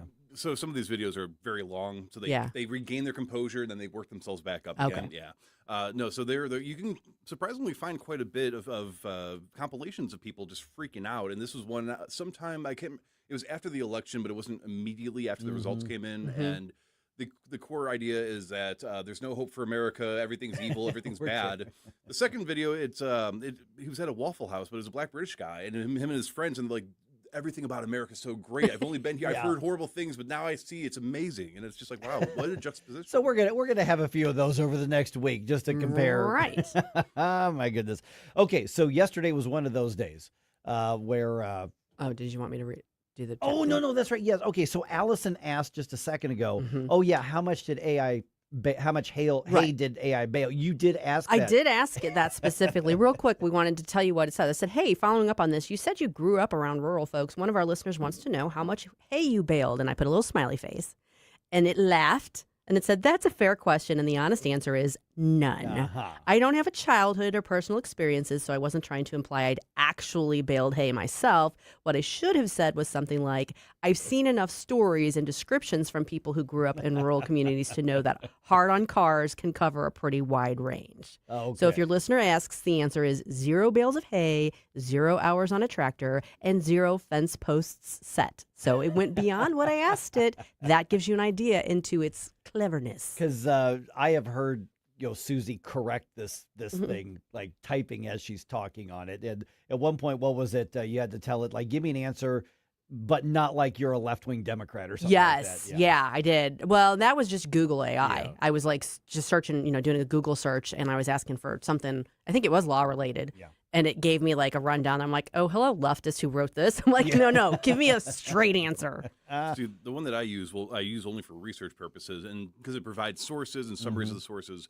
And every time I make a little bit of a typo on a long word, it's like, there's no such thing as that. But if you meant this, then I can help you. I'm like, who are you to talk to me like this? You're a robot. That's the equivalent of the guy just outside the college campus at the coffee shop who goes, well, actually. I was going to say, you've it's got the that well guy. actually bot? Yeah, mine's a Redditor, apparently. Mine's mine's a crack up. Oh, who my thinks goodness. who thinks it grew up on a farm. Oh my goodness! So I've got some farm cred because I did bale hay and bale straw and walk beans and all that kind of stuff. My AI is not Mike. No, I didn't do fence post though. I can't claim anything on that. Notice like it went right to that analogy too. Yeah, I did a lot of farm. My first jobs were farm work back in when I was in junior high. Those were because that's the only place you get hired. But because I moved from this industrial town of Decatur out to this middle of nowhere, backwards BFE, place called Camp Point. And I moved back in time like 20 years to go there. Time traveler. And that's what we could do was farm work. And so I did a lot of farm work as a kid. Yeah. It's good work. Yeah, the football and basketball and baseball coaches loved it because you had all those. Oh yeah, you had your conditioned players. We came back into the school year ready. You know, bet. I'm telling you. All right, 6:40 here. So we got just a short amount of time. We're going to talk to Cam Edwards from BearingArms.com at 7:05. Big 2A case. Yes. That was decided. So we're going to do that one in about 30 minutes, 25 minutes or so. There were some other big cases that were handed down. A lot of it had to do with immigration and the Trump administration's policies on this. Yeah, it did. So there were 4 cases total. The first one had to do with what's called FIFRA, which has to do with, I don't know, it's like fungicides, and it's a regulatory one. Was that like the Roundup thing? Yeah. Like Roundup? Yeah, it's about whether or not you could bring a state court claim against Right. them. So it's kind of a procedural one. Yeah. People weren't really that interested in that one. No offense to those who were. But then the 2 big immigration ones, they were kind of a pair. And of course, they went 6-3, 6-3. The one had to do with asylum claims. The Trump administration, under the first Trump administration, started the policy of basically if someone came to the border not at a port of entry, they were turning them back, and they weren't accepting them asylum claims that way because there was such an influx of people. They're like, we can't do this. That's what they called metering. Well, and word got out with the instructions. Just say the word Right. asylum. All you have to do is show up and say asylum, Right. and they're like, no, there's a process for that because once someone claims asylum, there's a separate kind of chute that they go into. Where you process them differently because ostensibly they're, running from persecution. There's a basis for the asylum claim, not just I want to be in your country. So we started turning them back in the first Trump administration. It's called metering basically, and saying no, if you want to apply for asylum, you have to jump through the hoops. And then of course the Biden administration changed the policy back, and then the Trump administration revived it, and these plaintiffs were challenging that policy. They were basically saying, look, if you're at the border looking over to the U.S., you have essentially, quote unquote, arrived for the purposes of the statute, and therefore you should be entitled to do the asylum process. And the Supreme Court said, no, if you're standing outside someone's house and they haven't invited you in yet, you haven't arrived, you're not in their home yet. So basically they're just saying like the border is the border, and if you're going to go through the asylum process, you have to go through the actual process. Now, is this the one that Ketanji Brown Jackson had a dissent and that there was a story, I think it was on Red State on that there was one of the other justices, I think it was Alito, was just really not impressed with. Was that the one? So Alito had all three of the decisions, and I'm going to get them mixed up now. There was one that Sonia Sotomayor, which I think was the one I was just talking about, had a very lengthy dissent, and she read from the whole dissent. She didn't read the whole dissent because it was like 39 pages, but she read a good portion of it, which normally is not done. And then she got done, and Alito was like, if I'd known you were going to do that, I would have actually read more of my majority opinion and highlighted some of the reasons why we made the decisions we did. He was pissed. So that's that one. Ketanji has her own dissents and some other, Dissents and but lack but of that one sense, that I think you're thinking of is the Sonia Sotomayor one, which, by the way, yesterday was her birthday. So for her birthday, she got to have a hissy fit on the bench, So that was the first one, and then they had a second case that had to do with temporary protected status, specifically with regard to Syrians and Haitians. These were two combined cases. But basically, the first thing that they said, and again, it was a 6-3 decision, was, okay, no, the statute that allows for this basically prevents judicial review of most of this. Like, Congress specifically delegated this authority to the executive to determine who qualifies for and how long temporary protected status should endure. And it specifically in the statute says courts don't get to review this. So they basically kind of locked everything back into place and said, no, where it says courts can't review, you can't review. And as far as the constitutional claims that were included there, because the Haitians were saying that they were being discriminated against because of race, they were like, no, they were locking these policies in as to everybody. That includes multiple different races. Right. So we don't think it's likely you're going to succeed on that claim. So the bottom... Yeah, I was going to say the bottom line is... The bottom line is this. When the administration, any administration, current one, future ones, says, okay, we're going to grant temporary protected status for this group of people from this country, whatever, they have the ability to also then change and say, okay, the crisis is cleared, we're revoking the temporary protected status. The impact of that is huge here because there's such a huge Haitian population. There's some Syrian population, but I mean, this applies really across the board. Right. And this is going to have a major impact on a lot of immigrant communities where people who are here under temporary protected status, but they don't have other legal presence here. Now, were a lot of those Haitians, did that come from the earthquake all those years ago? So it was like, okay, yeah, your entire village or whatever has been destroyed. Yeah. Okay, well, now things are good. I don't think you can say things are good in Haiti. Yeah. Well, I know, but now it's like the thing that caused the immediate issue has resolved itself somewhat. Right. And the bottom line is the executive should have the ability to make the judgment call about when to cut that off. So partly what the Supreme Court ruled is those in charge of immigration policy have the leeway to say we're going to our immigration permissions and I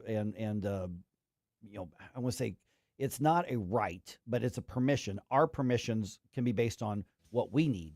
Yeah, we're making policy decisions that we're authorized to make, and you can't review those in the court and get them overturned. Yeah. So while I think a lot of people are saying victory for the Trump administration and his policies, which is true, you're looking at essentially empowering and insulating future presidents who are allowed to say, we're going to make decisions based on what we need right now. Correct. It doesn't just apply to this administration. It applies across the board.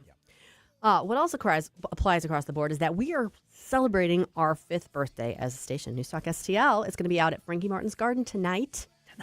Next to the Retro Nerds, they're going to be on the big stage playing. We've got a pavilion there. We want you guys to come out and help us celebrate. I know it's raining now, but I have every faith that it's going to clear out before then. Yeah. And all you have to do is come out between 7 and 10 and have fun with us at Frankie Martin's Garden. Like this may blow through. Yeah, seriously. I mean, it'll be a little and wet it's but they're AstroTurf out there, Yeah. so it's not like you're going to be walking in mud and stuff. I mean, so come on out and party with us tonight. Yeah, 2 words: food trucks. There you go.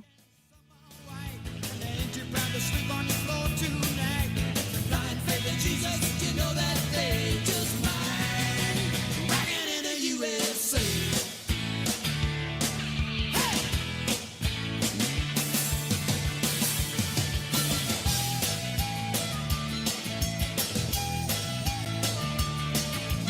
News, analysis, opinion. They're literally taking the Constitution and putting it in a paper shredder. News Talk STL. Tired of settling for generic fishing gear? Say hello to Bullseye Bait and Tackle, O'Fallon's one-stop shop for serious anglers. Live bait, premium tackle, rods, reels, and an unbeatable selection of lures from top brands like Megabass, Zoom, and Berkley. Whether you're after bass, catfish, crappie, or bluegill, they've got the gear to help you land the big one. Plus, their expert team, led by Mark and Liz, provides rod and reel repair services. Bullseye Bait and Tackle, 266 Fort Zumwalt Square, or at bullseyebaitandtackle.net. It's not your typical game day look. Sunday, June 28th at Busch Stadium, the Cardinals face the Miami Marlins, and fans can receive a soccer-style Cardinals jersey presented by Purina. Clean, sporty, and unmistakably Cardinals, it brings a fresh energy to the ballpark from first pitch on, and kids take home a vibrant Cardinals soccer ball to keep the action going long after the final out. 2 ways to play, one big Sunday. Get tickets at cardinals.com/promotions. Every Sunday home game is a kids' Sunday at Busch Stadium. From Team Fred birding games to a kid-friendly DJ, ice cream, and family-favorite activities. Sundays are built for young fans. Plus, select Sundays feature kids run the bases after the game. It's a day made for smiles, memories, and Cardinals baseball together. Make Sundays your family tradition at Busch Stadium. Tickets and details at cardinals.com/kidssunday. There's an old way to buy a mattress, and there's a new way. The old way, lay on a few mattresses, guess, and hope you got it right. The new way, at Snooze Mattress Company, we use dream mapping technology to measure your pressure points, alignment, and support needs before you buy. No guessing, no pressure, just a mattress matched to your body. And during our birthday celebration month, you'll find some of the best opportunities of the year to invest in better sleep. Experience the new way to buy a mattress at Snooze Mattress Company in Chesterfield, because when you sleep better, everything gets better. This hour of Mike Ferguson in the Morning is brought to you by Stifel. Request a portfolio review from your Stifel financial advisor at stifel.com. That's STIFEL.com.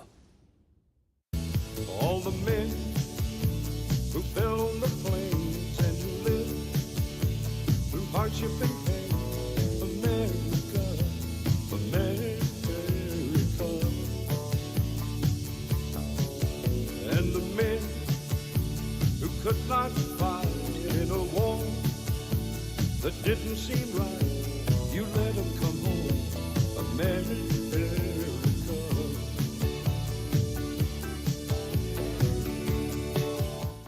Love the music you hear on the morning show? Check out Mike's morning music playlist at NewsTalkSTL.com. Yeah, we do the playlist for Flashback Fridays, right? We still do that, right? Yeah, we do that. It should be going up on the site, yeah. Absolutely. I have not heard this song, I don't think, since the 70s or maybe early 80s or whenever. Well, it was released in 84. 84, so. yeah. No, that's right. No, not 7, because it's Flashback Friday. Yeah, my gosh. I don't know this song. I mean... Waylon Jennings, America. Yeah. It's not in my memory banks. You know who knows this song? Who? Nick Schroer. Oh, because it's Waylon Jennings. Yes, you're right. Yes. You're right. So you know that Nick was like, oh, yeah, I know this one. So, yeah, I didn't get into country music until, like, more recently. So a lot of the old school stuff I'm not as familiar with. See, and I'm just the opposite. I grew up listening to the old school stuff, and I haven't listened to anything for country music since. Nope. My daughter was a big, like, when pop country was, like, the big thing when she was little. So I heard a lot of what she was listening to. Sure. But, no, when I've mentioned before, my dad was a Baptist preacher, very kind of strict household. For some reason, country music was allowed. Okay. Rock and roll was not, well, but country was. Country has that kind of wholesomeness to it. Yeah, so I grew up. We would watch Hee Haw until the girls in the crop tops and Daisy Dukes would come on. Then he would change the channel, and then but it was. I grew up like Buck Owens and Kenny Rogers and Anne Murray and the Mandrell sisters and Oak Ridge Boys and Statler Brothers and Charlie Pride and Glenn Campbell. That's the stuff I grew up listening to. And some of that I was exposed to, definitely. I'm just laughing about the dad thing because my dad would have left it on the channel, but he would have done this little noise. Like, that was his reaction to anything that was maybe even slightly off color or maybe a little bit racy. He'd be like, psh. Yeah, no, we got the channel changed. Nope. He'd still watch. But then he'd want to come back because then you do the joke segments, which were pretty funny. Were they as funny as AI? Well, back then, yeah. Yeah. I don't know. Yeah. I think Shaq could give it a run for its money. Okay. I don't know. Should we inform people on stuff? I guess. I don't know. All right. 6:52, since we're news talking all. All right. So do they or don't they have to close early? There's been some confusion about what's happening in the Grove this weekend. Uh-oh. Yeah. Also, we are partying tonight, and we hope that you join us. Yes. I'm putting that in the news because this is news. It is news. And good news. That's right. And a Billiken gets an NBA contract. Ooh. Yeah, that happened. All right. 6:52 here. Let's go ahead and do a news dump. The Morning News Dump, brought to you by the Nutrition Stop. The Morning News Dump. Are you joking? Is this a joke? Listen, folks. The Morning News Dump. It's just one of those Fridays already. I'm just like, we're giddy. We're just kind of Yeah. here already. All right. All right, here's what's going on. Okay, so some bars in the Grove say the mayor's declaration of midnight closures this weekend, that's not binding. Mayor Kara Spencer announced that bars would close early this weekend as a safety precaution during the annual Pride celebrations, which are massive in the Grove. Multiple people were shot after a fight broke out during last year's Pride events. So now both her office, the mayor's office, and several businesses admit that was a miscommunication, and not all of the business in that district agreed to shut down early. As it stands right now, the bars are being asked to close early, but there is no mandate to do so, despite what the mayor says or what she had said. She now admits that that was a misstatement and a miscommunication. Whoopsie. Yeah, this is, I'm sure, their biggest weekend of the year, probably. I would think. I would think so. But yeah, I didn't hand you all the news copy here. No, I'm just winging it. Yeah, and you're doing a darn good job of it as well. I'm good like that. That's right. Okay, Senator Mark Wayne Mullen was speaking at a committee hearing in Congress yesterday. This kind of blew up there. I don't have the clip you're thinking of. I don't have the one that you were thinking of. I actually have a substantive, policy one that he I love the one. Oh, because he got into it with Rosa. Della Rosa. Rosa DeLorio. DeLorio, yeah, the purple-haired one.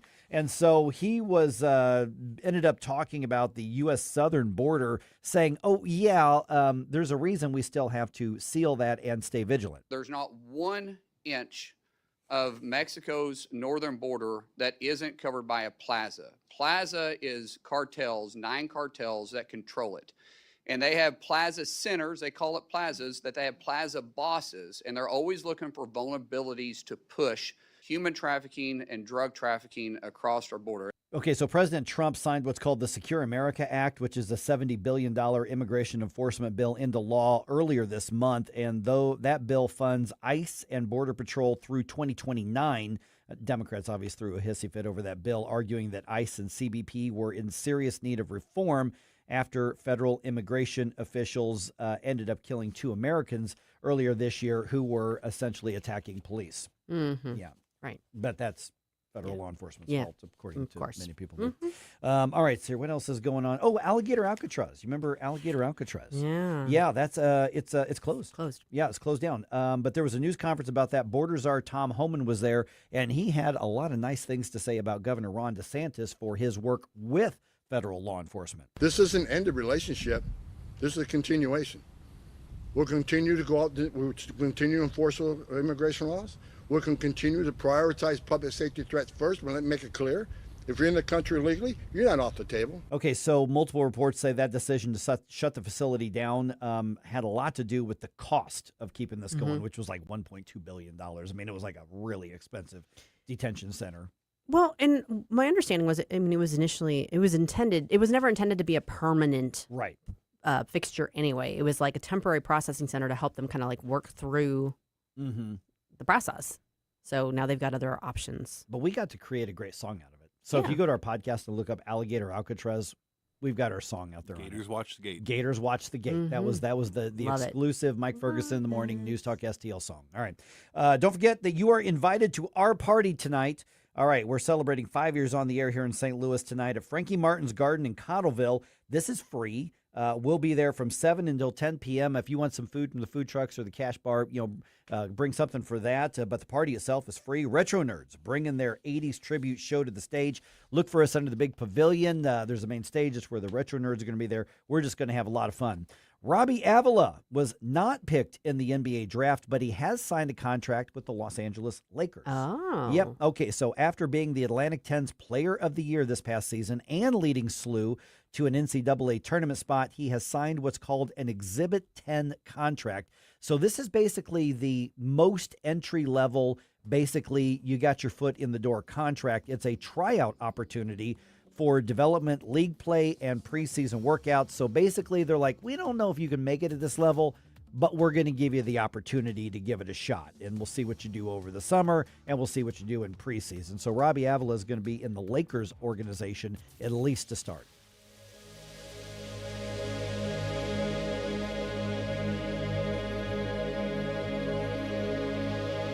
Tim Jones here to introduce you to your new favorite roofing company, Corel Roofing. There were 4 major storms last year. Did your roof take a hit? Do you even know? Most homeowner insurance policies require claims to be filed within 1 year, so time's running out for a closer look. At Corel Roofing Company, you get a local roofing specialist who will advocate for you every step of the way. Give yourself peace of mind. Schedule your roof inspection today with Corel Roofing at CorelRoofingCo.com. That's CorelRoofingCo.com. The Herzog Tomorrow Foundation provides private school tuition scholarships through Missouri's new Most Scholars program to cover the cost of accessible, high-quality schooling. Hi, this is Myella Esser with the Herzog Tomorrow Foundation. Our private school tuition scholarships wouldn't be possible without the support of generous Missouri taxpayers. If you're a Missouri taxpayer interested in redirecting your tax dollars and sending them to Missouri students in need of a better education, please contact me at herzogmostscholars.org. Better education for students creates a better tomorrow for all. Learn how you can help provide a better education for Missouri students at herzogmostscholars.org. That's herzogmostscholars.org. Also, sign up for The Lion, an initiative of the Herzog Foundation that carries articles covering a wide range of issues facing American families and culture. herzogfoundation.com. That's herzogfoundation.com. The Mosquito SWAT team is growing. We're looking for licensed 7A pest control technicians to join our Baldwin-based team. Learn more about this career opportunity at themosquitoswatteam.com. That's themosquitoswatteam.com. If you have a phone, you have a radio. Download the all-new NewsTalkSTL app. Love the all-new NewsTalkSTL app. On my way to work in the morning. Usually I'm in the car. I listen on the app in my car every morning going to work. Download the NewsTalkSTL app and listen anytime, anywhere. KLGY HD3 Clayton, K270BW Bellefonte, KNVS Bowling Green. This is NewsTalkSTL at 1019, 94.1, and always streaming at NewsTalkSTL.com. Breaking news this hour from Town Hall. I'm Rich Thomason. With thousands still unaccounted for, search and rescue crews are scrambling to locate people trapped beneath the debris of earthquake-shattered buildings in Venezuela. They are working around the clock in rescue, trying to pull people from the rubble. These first hours are absolutely crucial, aren't they, to get to those voices that they can hear under the rubble. The Venezuelan emergency services are experienced in this area, actually. However, the last years of brain drain, of such a massive exodus of young people, have impacted their ability to operate in emergency services. But they are working around the clock. They're attempting to reach those most affected in the state of La Guaira. The BBC's Will Grant says the death toll has risen to 265. U.S. resources, equipment, and personnel are being dispatched to the scene, along with aid from many other countries. Australia's groundbreaking law bans social media use by the under-16 crowd will be undergoing some tweaking. What we want to do is to make sure that the laws are as strong as possible and that they will withstand any legal challenges which are made. These are not uncontroversial. When I say that, though, they're not controversial amongst the Australian public and amongst parents because they know that this is a world-leading ban. Australian Prime Minister Anthony Albanese, apparently the law not been quite as effective as initially hoped. 6-3 ruling by the Supreme Court clears the way for an end to temporary protected status for hundreds of thousands of Haitians living in the U.S. Russia says it intercepted 660 Ukrainian drones over a dozen Russian regions overnight, as well as over the illegally annexed territory of Crimea. On Wall Street this morning, the Dow futures are down 44 points. NASDAQ futures off 366 points. townhall.com. Health insurance rates are surging in America, leaving millions without affordable options. If you're sick of having paychecks eaten up by healthcare costs or dealing with mega corporations, then listen to this. Christians don't need to waste money on a broken system. That's why I want to tell you about Christian Healthcare Ministries. It's an alternative to traditional health insurance at half the cost. With CHM, fellow believers contribute monthly to help pay each other's medical bills. There's no enrollment period, so you can join anytime. And you aren't restricted to provider networks, so you choose the doctors and hospitals you want. It's that simple. CHM is not insurance. It's a ministry that puts faith into action. Feel the difference of financial support and biblical care from fellow believers. Join CHM today by visiting chministries.org/wellness. That's chministries.org/wellness. From the News Talk STL Weather Center. I'm meteorologist Chance Koch with your first alert forecast. We still are in a first alert weather day lasting through the evening hours as we're seeing the potential for some flooding and the potential for some strong to severe storms lasting from noon through 8 p.m. Strong damaging winds going to be the primary threat and a lesser threat for a tornado or two. Temperatures today back towards the 80-degree mark this afternoon. Then into Saturday, a few isolated chances of some showers and storms. By Sunday, lasting through Thursday, we've issued a first alert weather day as we're seeing the heat index topping out anywhere from 105 to 110 degrees. From the First Alert 4 Weather Center, I'm meteorologist Chance Koch. This hour of News Talk STL brought to you by Window World of St. Louis. For replacement windows, doors, and siding, call 800-GET-WINDOWS. That's 800-GET-WINDOWS. It's a brand new show on News Talk STL. JC's Sunday Showgram. Why did the Today Show's Brian Gumbel get yanked off a St. Louis golf course this week in 1985? Then it's back to Collinsville and the ketchup bottle in 2000 when native Michael Stipe of REM got a little mixed up. Also, we fly over Busch Stadium with a banner that says, JC says the Mets are pound scum this week in 1987. All brought to you by the Weber Automotive Group. Sunday morning, 7 to 9. Then podcast each Monday on NewsTalkSTL.com. Hanson's Tree Service at hansonstree.com is your one-stop shop for expert insured tree care and more in the greater St. Louis region and at the Lake of the Ozarks. Visit hansonstree.com for 24/7 emergency tree care, grinding and land clearing, awesome organic mulch, green resource recycling, and more. Tim Jones here to tell you that whether you're dealing with old man winter at your home or business in the St. Louis region or preparing your lake home for spring, call Hanson's to help you out. No job too big or too small. Mention News Talk STL. Receive 10% off all tree care services. hansonstree.com, hansonstree.com. Mike Ferguson. I listen to 80s music. I love Debbie Gibson. Susie Moore. You got into Harvard Law? What, like it's hard? Get up, can't you hear the alarm? Get up, St. Louis. So it's time to get out of bed. Pour yourself the greatest cup of Kofifi the world has ever seen. Rise up with one voice. Drain the swamp and take back our country. Today's the day we're going to do it, and it's time to do it right now, believe me. Mike Ferguson in the morning on News Talk STL. This is your All right, the Supreme Court hands down a pro-Second Amendment ruling. So how far is that decision going to reach? Good question. Yeah, very good question. We're now joined by Cam Edwards from our friends at BearingArms.com. And Cam, big day for those of us who are enthusiasts about our freedoms under the Second Amendment.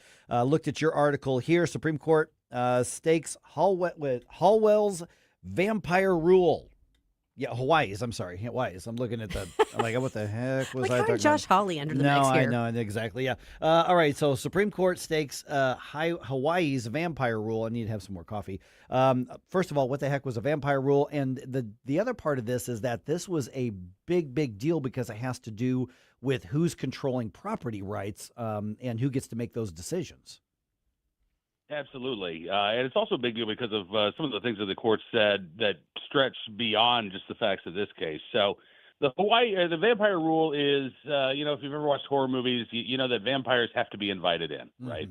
They can't just fly into your house. You've got to invite a vampire in. Well, that's basically what Hawaii decided to do with concealed carry. They banned concealed carry by default on all private property that's open to the public and said that if property owners want to allow concealed carry, they have to explicitly invite gun owners inside the premises, right?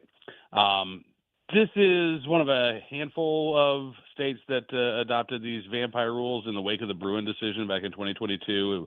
It was Hawaii, it was Maryland, New York, California.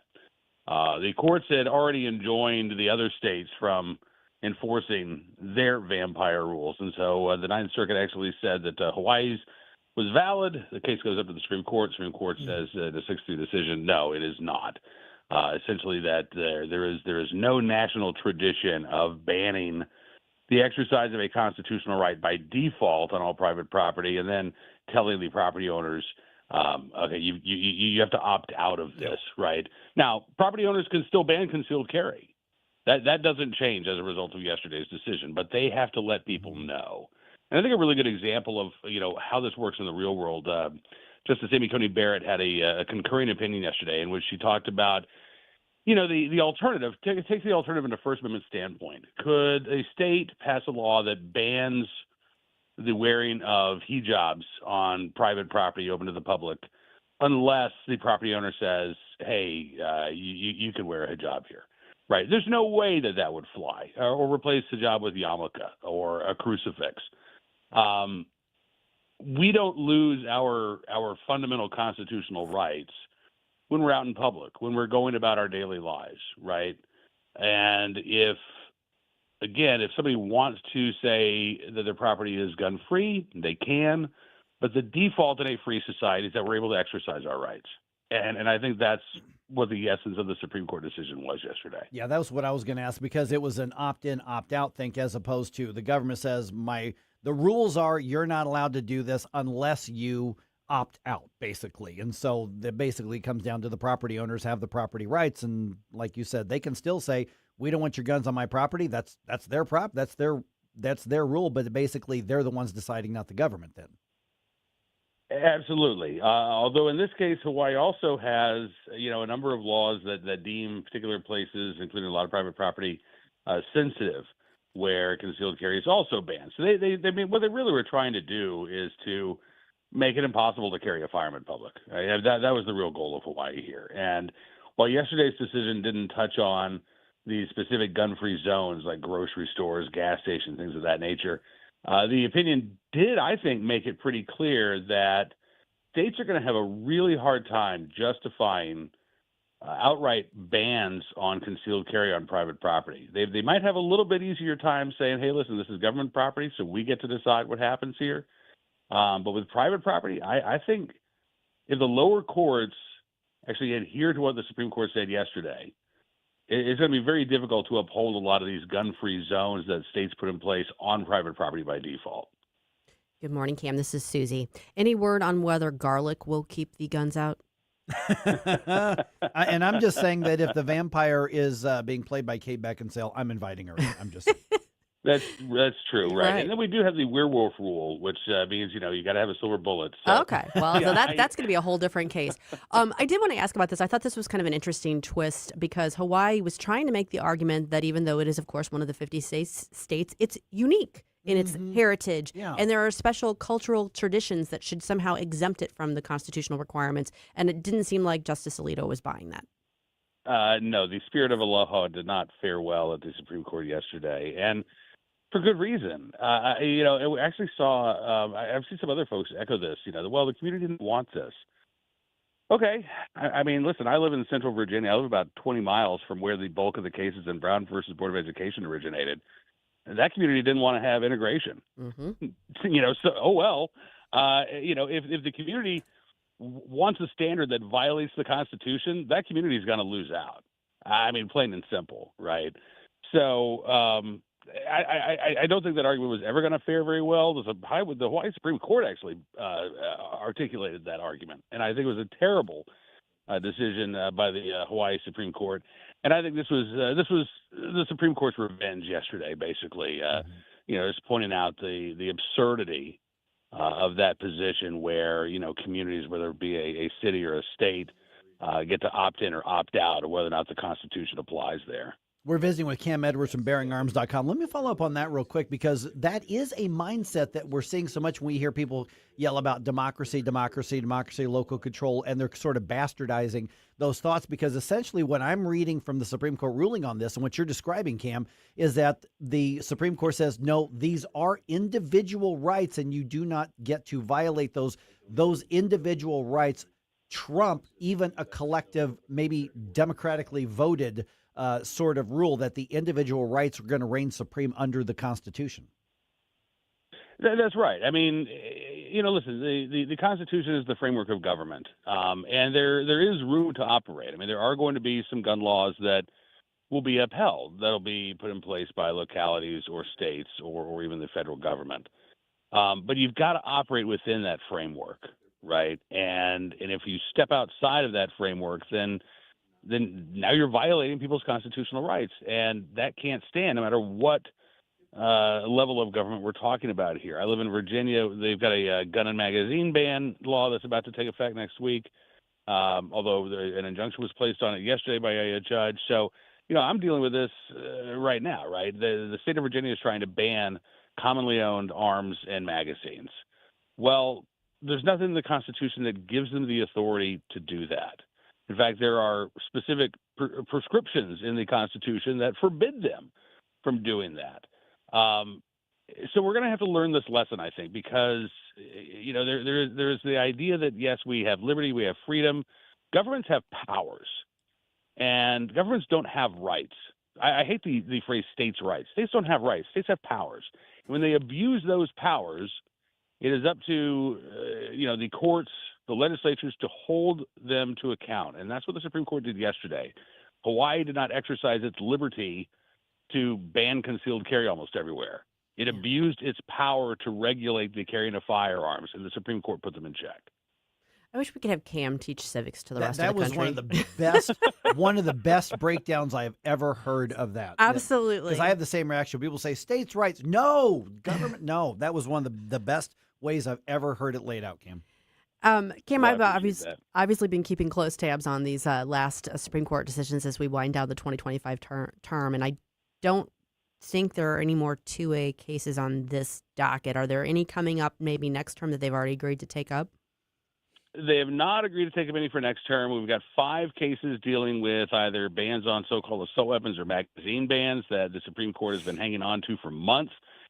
Yesterday was the final conference of the term. We'll get the orders from that conference on Monday, so we'll see what happens there. And there are no more Second Amendment cases to be decided this term. But as I mentioned earlier, this case, which ostensibly is about the right to carry, there's some really interesting language in it where the majority opinion says, listen, the Second Amendment protects arms. And if you're looking to justify a particular gun law, if you're looking to try to uphold one, the test that must be used is, at the first step, does the activity implicate the plain text of the Second Amendment? Does it deal with the right of the people to keep and bear arms? And if so, then that law is presumptively unconstitutional, and it's up to the government to justify that law by pointing to text, history, and tradition, right? They've got to point to some analogous laws that were widespread, that were well known, and that were long lasting, essentially. And the Supreme Court, I think, was getting very explicit here because we've seen lower courts abuse this. You've got courts that say, I'm not going to look to see if there's a historical justification for banning the AR-15 because I'm just going to say that the AR-15 is not protected by the Second Amendment because it's like a machine gun. And the Supreme Court shut down that rationale entirely yesterday, and they were very explicit in doing so. So even though this is a right to carry case, I think that the courts provided some very explicit guidance to the lower courts about gun bans, magazine bans, and some of these issues that are percolating at the appellate court level, which is, I think, a great thing. Cam Edwards from BearingArms.com. A lot of great coverage on there. You guys were kicking those out like crazy over the last 48 hours and 24 hours in particular, Cam. We've already tagged you on our social media. Any place else to connect with the work you do, or is it BearingArms.com is where people let it go? Yeah, BearingArms.com. Check out the Bearing Arms Cam and Company podcast, and you can follow me on X as well at Cam Edwards. Hey, good talk to you again, Cam. Thanks so much. Thank you. Thanks, Cam.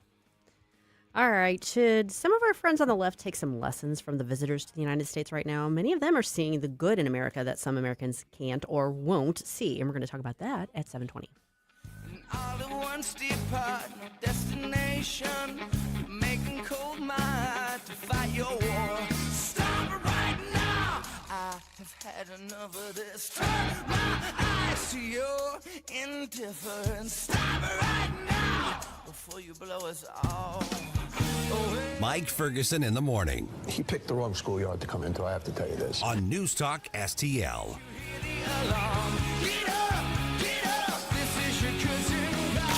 On the next, Larry Connors, USA.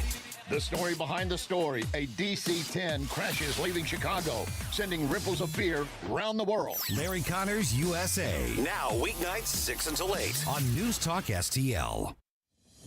Hey, it's Tony Colombo, and it's tough to pick, but my favorite sandwich at Capriotti's is the cheesesteak with a side of Cap's awesome fries. Visit Capriotti's now at 2 locations on Manchester at McKnight and Rock Hill, and now in Creve Coeur on Olive, just 1 mile west of 270. News Talk STL is turning 5, and you're invited to the party. Join us Friday night, June 26th at Frankie Martin's Garden in Cottleville for a totally rad celebration with the Retro Nerds, St. Louis's favorite 80s tribute band. Live on their outside stage from 7 to 10. It's an all-ages show, so bring the whole family and stop by and see us at the News Talk STL Pavilion right near the stage. Frankie Martin's Garden, the place for and about community in Cottleville. Details at frankiemartinsgarden.com. This is Kurt Barr, Director of Elections for St. Charles County, reminding you that your vote counts. Missouri's statewide primary is Tuesday, August 4th. This is the election that decides which candidates advance to the November ballot. If you want a say in who your party puts forward, August is when it happens, not November. Furthermore, in contests where one party does not have a candidate for November, then this vote is decisive of who will hold office. For official election information, visit sccmo.org/elections. Hey, Chris Cooper here, your financial friend with Serenity Wealth Management. Tune in this Sunday. We've got special guest Danny Liston joining us in the studio for the Serenity Wealth Now show. Danny Liston with Mama's Pride, musician, local to St. Louis, and we're going to learn about the business that takes place behind rock and roll. Tune in this Sunday, Serenity Wealth Now social media outlets, or right here on News Talk STL. We'll see you then. Serenity Wealth Now with Chris Cooper, Sunday mornings at 9 on News Talk STL. Investment advice offered through Fortis Capital Advisors, LLC. Hey, Colombo here for Rockwood Charcoal. Rockwood is made from 100% pure Missouri oak and hickory, so you're cooking with the best and supporting local industry and a local business all at once. There's over 100 area Rockwood retailers. Find yours at rockwoodcharcoal.com. This is 101.9 and 94.1. I have to tell you, if this is how they're going to behave, I'm rethinking my position. News Talk STL. The 80s. Never been a decade like it. Never will be. It's Flashback Friday. Everywhere around the world, they come to America. Every time that flag's unfurled, they come into America. Got a dream to take them there. They come into America. Got a dream they come to share. They come into America. I love that you're starting your day off right with Mike Ferguson in the morning. It's your boy Joe Pags. Talk to you tonight. But now let's get back to Mike. I kind of think this should be the national anthem. Maybe this is the best. Let's just replace the Star Spangled Banner. Well, between this and Sweet Caroline, it's like... That's true. Neil Diamond's got... Yeah. He's kind of got it covered. I loved this song as a kid. I mean, it's like fist in there. It's cheesy, feel-good music. But at the time, it was like epic. It was inspiring. I think he was even cheesy then, but in a lovable way. Like I mean, I don't know how you can not like this song. Yeah, you know who hates this song? Communists. Yeah. 7:21. All right. Along those lines here, Jerome had an idea. He goes, we're seeing a lot of these like the left-wingers with the septum rings and all that sort of thing. I'm putting words in your mouth, but that's where you were going with it. It was like, who just hate this country and it's so oppressive and terrible. And then you're comparing that with all these people in the U.S. who are here for the World Cup looking around going, oh my goodness, this place rocks. Mm-hmm. And so here's one of what that you found, Jerome. I just moved to the suburbs from San Francisco. What really makes me feel unsafe here is the vast amount of American flags I see. I walked around and I saw so many American flags, and that makes me feel so unsafe. There is people walking everywhere. There are women walking alone with fancy handbags, jewelry on, glasses on. They're not being harassed, nothing. Then, right here, you've got a park, clean and tidy. There's another bench, and it's not vandalized and broken and destroyed. You're completely safe. Completely safe.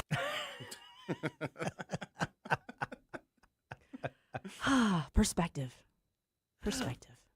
Again, I didn't see the video that you grabbed, that one with the guys like, I feel so unself, but I feel like I know what he looks like. I just willing to bet he drives a Prius. Just saying. Overweight. Yep. He's from California. He's already in America. So you're in America. I mean, California. Yeah. But the other gentleman, I believe, sort of. Yeah, but the other gentleman was European, and he's in a. I don't know exactly which area he's in, but it's clearly like a big city area. It's it's not like a. Yeah, I mean, community. obviously we do have areas with graffiti and broken benches and that sort of thing too, which is unfortunate. But there are plenty of beautiful places, and there are places where women can walk around on their own with their handbags over their shoulders and not feel like they are going to be, mauled. Which is lovely, and that's the way it should be. Yeah, but the fact that he was so amazed by that, I mean, and it's funny. Like I was in, I don't know, was he up 2 or 3 years ago? I was in Brooklyn for a weekend, and I mean, I'm looking around the brownstones. I mean, this is New York, man. I mean, this is in there. This isn't Manhattan. This isn't the fancy area. And I'm walking around, and I'm like, it's there are parts of New York obviously that are crazy violent, but with Brooklyn, an older area, and I'm looking around, I'm like, this stuff was built 100 years ago. It's fine. Yeah. I just now I think they wanted to tax me for walking down the street, but that's a whole different thing. That is a whole different thing. Yeah. I do want to think about, how far down how far over the edge, how far we've jumped the shark when your reaction to our country's flag is that it's a threat. The country that you were born and raised in and you are a citizen of, it's a threat. Yeah, I feel unsafe. Yeah, really? That's on you, buddy. Yeah, that's a you problem. All the needles that are out in the streets, all the crazy people roaming around California, all of that you're completely fine with, but the flag is, and I made sure that this wasn't like a troll. This was because they go on to talk about how that represents like nationalism, fascism, and it's like, there's the door. Yeah. There's the door. Speaking of the door, why did you leave San Francisco to go to the burbs? Yeah. What was it? Okay, why? And that's a good point too, because we have a lot of migration in the country and people moving from deep blue districts to red districts and then saying, no, this isn't right. Yeah. Trying to change it to what they came from. It's like, well, you moved for a reason. Right. What do you think that is? You left there for a reason. Have you not drawn connected the dots yet? No. They have not connected the stars and stripes yet. Okay, that's impressive. All right. That's right. Okay, so we are just over a week away from America's birthday. Yay! Yes. So everybody's got something to celebrate, right? Yes. Well, not everybody. Right. You would think so. You would think so. But all right, let's do this week's competition. Who gave the worst hot take of the week from the left from our friends at the Media Research Center? But black people nobody black I know is really excited about the 4th of July. I just bet she hangs out with a fun bunch, huh? But is that the worst media quote of the week? It was, of course.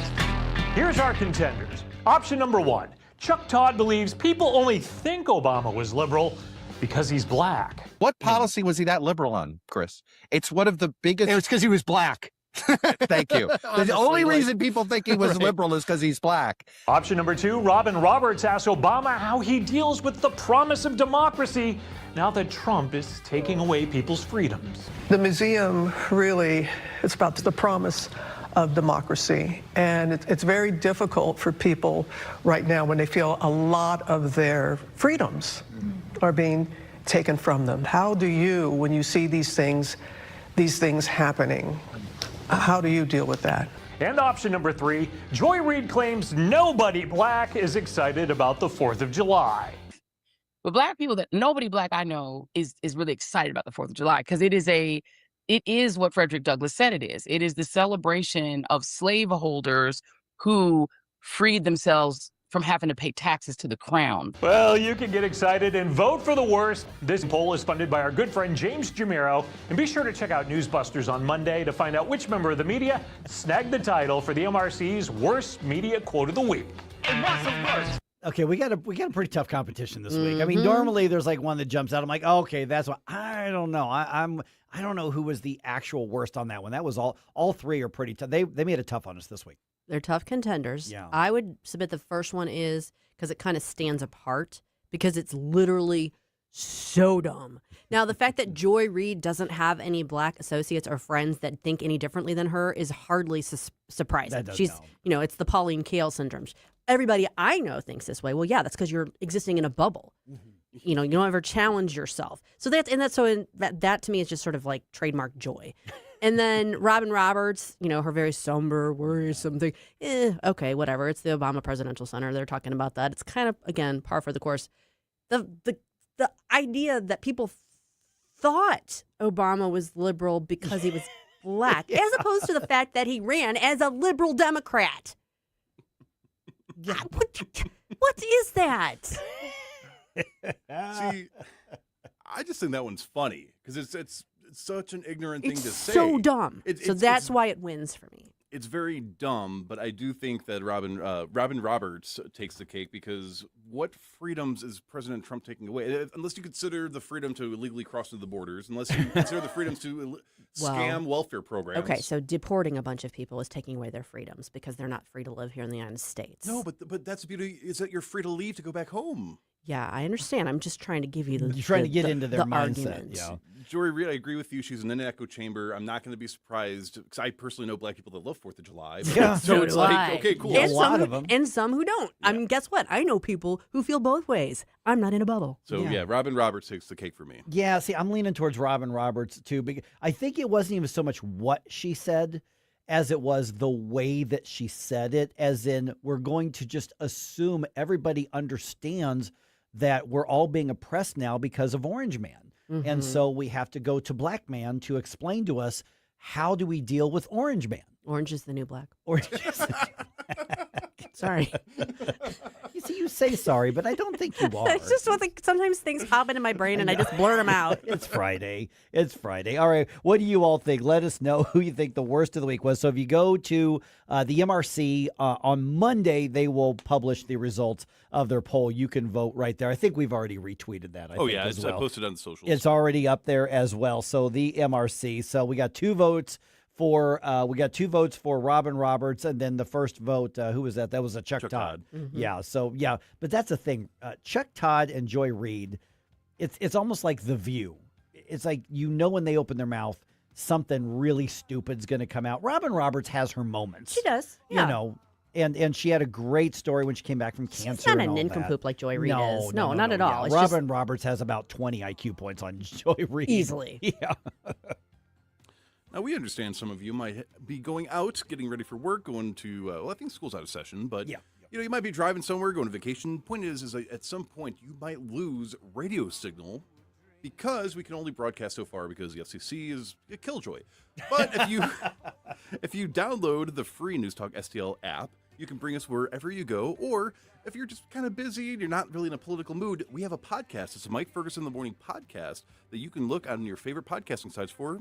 And if you're feeling really spicy, you can check out the replay of the stream, which we live stream to Rumble, YouTube, X, and Facebook. So no excuses. That's Mike Ferguson in the Morning. Look for the replays. In the eye of the storm, in the eye of the storm, home to a new and a shiny place. Make our bed and we'll say our grace. From the NewsTalkSTL Weather Center. I'm meteorologist Chance Koch with your first alert forecast. We still are in a first alert weather day lasting through the evening hours as we're seeing the potential for some flooding and the potential for some strong to severe storms lasting from noon through 8 p.m. Strong damaging winds going to be the primary threat and a lesser threat for a tornado or two. Temperatures today back towards the 80-degree mark this afternoon. Then into Saturday, a few isolated chances of some showers and storms. By Sunday, lasting through Thursday, we've issued a first alert weather day as we're seeing the heat index topping out anywhere from 105 to 110 degrees. From the First Alert 4 Weather Center, I'm meteorologist Chance Scott. Tony Colombo here for Gutter Pros and Exteriors, your all-in-one service team that brings years of experience and quality that's affordable right to your doorstep. Christine and I discovered Gutter Pros and Exteriors when we bought our home and inherited a gutter problem. And they've also repaired siding damage on our home because along with gutter repair, gutter installation, and leaf protection, the Gutter Pros team are also the best for repairing other exterior damage, including fascia, soffit, and all siding repair and installation. Learn about all the ways Gutter Pros and Exteriors can help your home or business right now at gutterpros.com. Larry Connor's Commentary, brought to you by Vincent's Jewelers, offering a wide selection of jewelry, including lab-grown diamonds, affordable earrings, bracelets, necklaces, and rings, up to 75% off their natural counterparts. Visit VincentsJewelers.com. This is Larry Connor's Commentary on News Talk STL.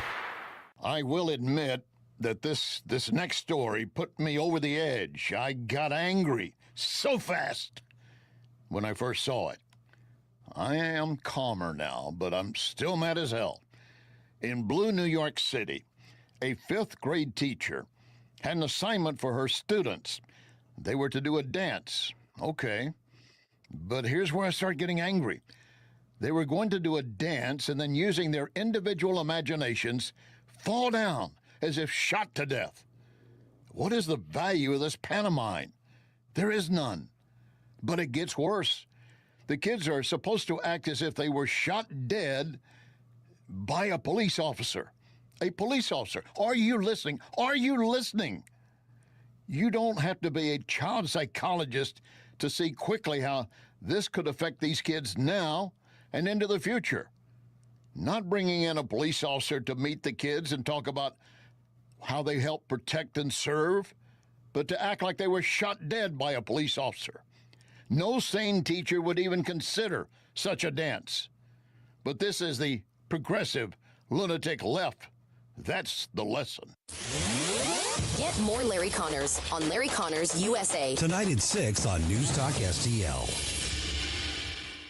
Spring weather has everyone sneezing, even inside their home or building.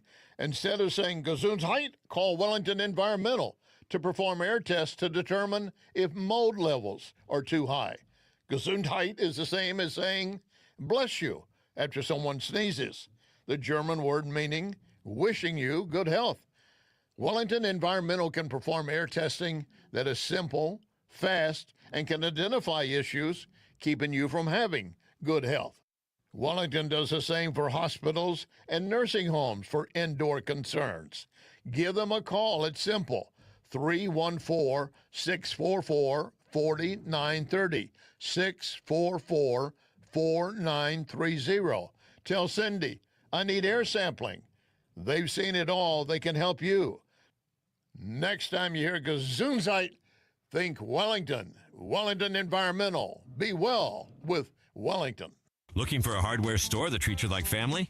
Welcome to True Value Schneider's Hardware, your local gem in Old Town St. Peters. For over 100 years, we're proudly serving St. Charles County, providing everything from lawn and garden supplies to plumbing and electrical. Need a bolt or fastener? We've got you covered. And don't forget, we're a steel dealership. Whether you need sales, parts, or service, ask for Charlie or Jerry when you come in. We're here to help. Call 636-278-4461 or visit us online at truevalue.com/Schneiders. News Talk STL is proud to have Doug Voss of Safe Money Radio as part of our lineup each week. Doug has been a staple on the St. Louis radio airways for many years as one of the leading financial experts in the area. You can now hear Doug and Safe Money Radio 2 times every weekend on News Talk STL. But in case you miss anything, you can check it all out at DougVossSafeMoneyRadio.com.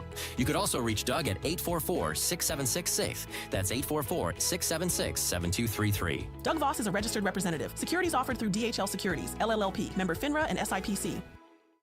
America turns 250 this year. Happy 250th birthday. And News Talk STL turns 5. Happy birthday. Happy birthday, News Talk. Here's to 250 years of freedom and 5 years of St. Louis's #1 for conservative talk.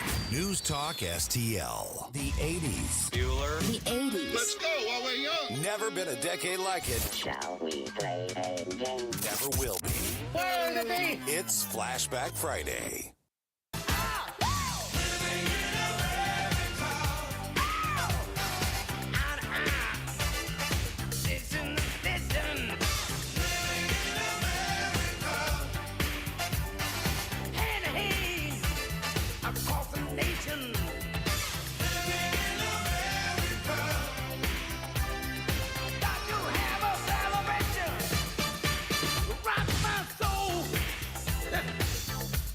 Hey everyone, this is State Senator Nick Schroer. I am the host of Stand and Fight every Sunday night. Right now, let's hear more of Mike Ferguson in the Morning Show here on News Talk STL. I think we had about a good 8.5 on the Susie dance scale on that one. That. Now, you've seen Rocky IV, right? Oh, of course. One of the best scenes of the whole movie.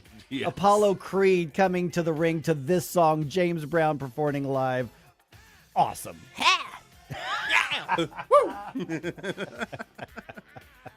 This song is America. This. Right there. And then Apollo Creed gets killed by... Whoopsies. Yeah. If Spoiler. He dies. That's right. Spoiler alert. Spoiler alert. In case you haven't seen Rocky IV from 1989 or 88 or whatever that was. Let's just say it. A little bit in the rearview mirror. Just a bit, yeah. All right, 7:37 right now. Hey, just another note. Man, I really hope you all can come out to our party tonight. I hope so. Yeah, I mean, because I know that we're going to scare the clouds away. Meteorologists are trying to scare us, with it, but we may get some rain. It may go around us and may just kind of blow through by 7 o'clock or 8 o'clock. I mean, I don't know, but it's free. I mean, they've got food trucks in the Cash Bar if you want to go get something, but Retro Nerds are playing. Being there is free. What's that? Being there is free. Yeah, yeah. I mean, so we're going to be there. We're going to be hanging out the pavilion. Not a big to-do, not a big program, nothing. No. We're just going to hang out and say thank you for you all making us what we are, and hopefully us in return elevating your voices, not just around St. Louis, but around the country increasingly, but right here in St. Louis. Yeah. So 7 o'clock to 10 o'clock at Frankie Martin's Garden in Cottleville. We're going to be there. Just come on out. Look for the pavilion. We're going to be under it. Look for the News Talk STL signage. On the stage, Retro Nerds doing the News Talk STL part of the party. It'll be a great time. All right, 7:38 here. Weekend reminders. We're going into the weekend. Take a break and decompress over the weekend. At some point, do that.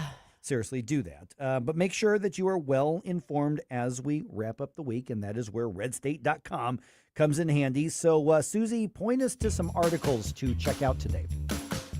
This is the Red State Rundown.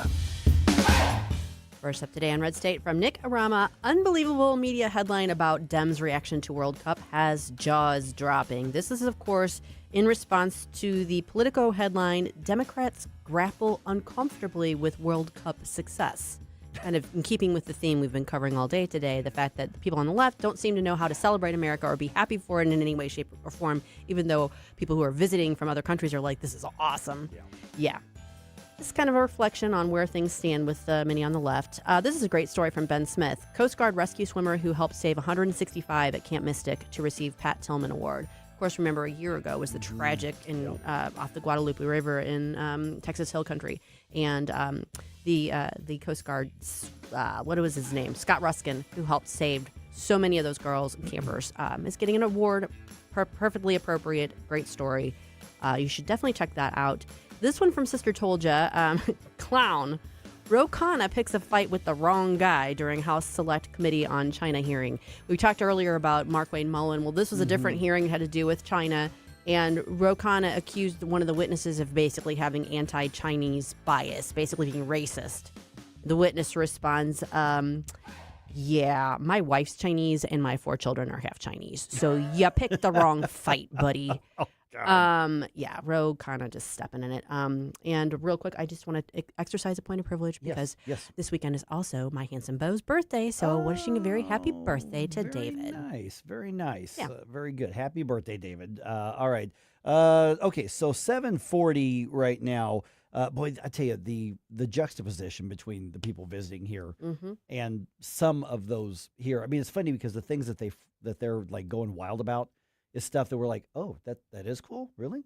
Wait, it was just because we're so normal. But then again, we walk around somewhere else like, this is amazing, and they're like, it's just the flower that grows here, dude. That's right? What an exotic. That's bird. why traveling is so important. Yeah, it gives you perspective. It really does. Yeah. Oh, without a doubt. Yeah. I mean, it's even like, of course, one little odd thing. I'm driving in like this morning about 3:15 or whatever it was.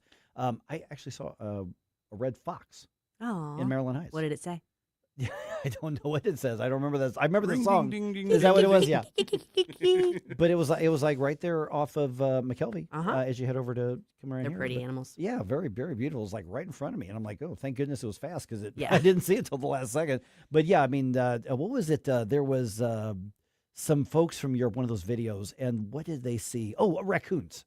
They were like at an Airbnb. And the one guy that Sean from Scotland. Yes, Scotland. He somebody wanted to go out and pet them. What is this? Can I take it home as a pet? Yeah, I was like, can I go pet it? No, you can't pet the. No, it will mess you up. They are awfully cute. They really are. The But trash they don't make good pandas. pets. No. They are. But that's what's so funny is they're so amazing because they don't have them there. Well, it's true. Yeah. But anyway, We don't have healing coos, so that's true. I have seen them. I have patted one on the head. I did pat a Highland coo, which is how they say cow. Healand coo. Healing coo. That's how Yes, they that's say right. it. And I was in the Healands. I was in the Highlands. And it was they are very huge animals, by the way. Think of like a longhorn here. Yeah. That there's like that. A long hair longhorn. Very, very long hair, but very docile. Yeah, so I did get to see him. All right, another very fascinating week in the news all around. And this, here's kind of a recap of what it sounded like here on News Talk STL throughout the last week. U.S. Park Police arresting multiple people for vandalizing the reflecting pool at the Lincoln Memorial. Anyone who was in a position of vandalizing or attempting to vandalize the reflecting pool will face the criminal justice system in D.C. If you don't have a diplomatic path through the MOU, then you have to go to war or some other form of coercion. Let's try this. Yeah, they unfroze some of them to keep Iran at the table, but guess what they're going to buy? They're going to buy American crops. City police are urging people to not confront anybody who is setting off fireworks. Instead, call police. These are emerging the full pro-Hamas wing. You know, a lot of these candidates that very likely are going to win tonight just declaring a war on just regular Democrats. For some of these people, it might be one of the first things they've graduated before. And they're going to be walking across this stage ready to step on out and be productive members of our society, which starts in the home, right? Let me just say this. Let me just say this. If you would Cut his mic off, please, because at this particular time, I said, no, you cannot speak. The charter allows me to speak on topics, Madam Chair. You have these 900-acre facilities, and they're taking farmland out. But when they're doing that, it's mostly targeting areas that don't have planning and zoning. We have reclaimed our sovereignty, regained our liberty, restored our prosperity, and we have saved our country. If we had to pick a soundbite of the week, it's got to be Rid of Her Days against Sam Page. Oh, yeah. On that. That was excellent. I was on the phone with my mom yesterday, and she lives up in New Hampshire, but she listens in and watches it. And she's yeah, she was like, I was laughing out loud at those two politicians. You know, it's funny hearing Sam Page be indignant, and Rita's just like not having it. Like, no, we're done. We're done here. That's right. Go, Rita. My house, not your house. You know, and it was like almost like the tone of I brought you into this world, I can take you out of this pretty world. Pretty much. I'm going to be here after you're gone, buddy, so shut up. Yeah. Oh, my goodness. But yeah, you look back and like every time we do this on a Friday, I'm like, wait, that was just a couple days ago? I know. There has been so much that's happened that. Our good friend Ward Clark yesterday asked, he's like, is it just me or has it been slow this week? And I said, you mean like news-wise? And he said, yeah. And I said, that's only by, like, it's all relative. Like, this is not a slow news week. Just compared to, like, Hair on Fire, you know, everything to, you know, DEFCON 1, this is what we're used to. This has actually been a busy news week. Yeah, at least here in St. Louis. All around, really. All around, yeah. There's been a lot going on here. Yeah. Well, something else going on is a Billiken is getting a chance to prove himself in the NBA. We've got that story in the news dump at 7:50.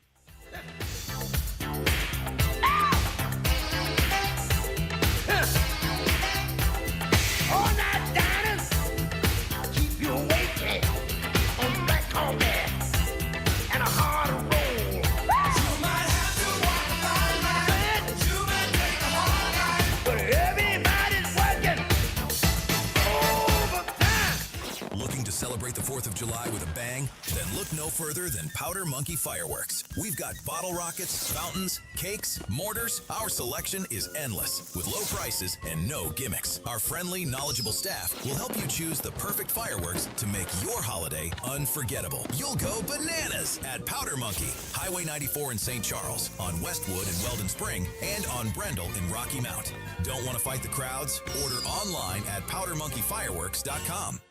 1949, the last time a Republican held the top post in St. Louis City. A gallon of milk was 84 cents and streetcars ran down Grand Avenue.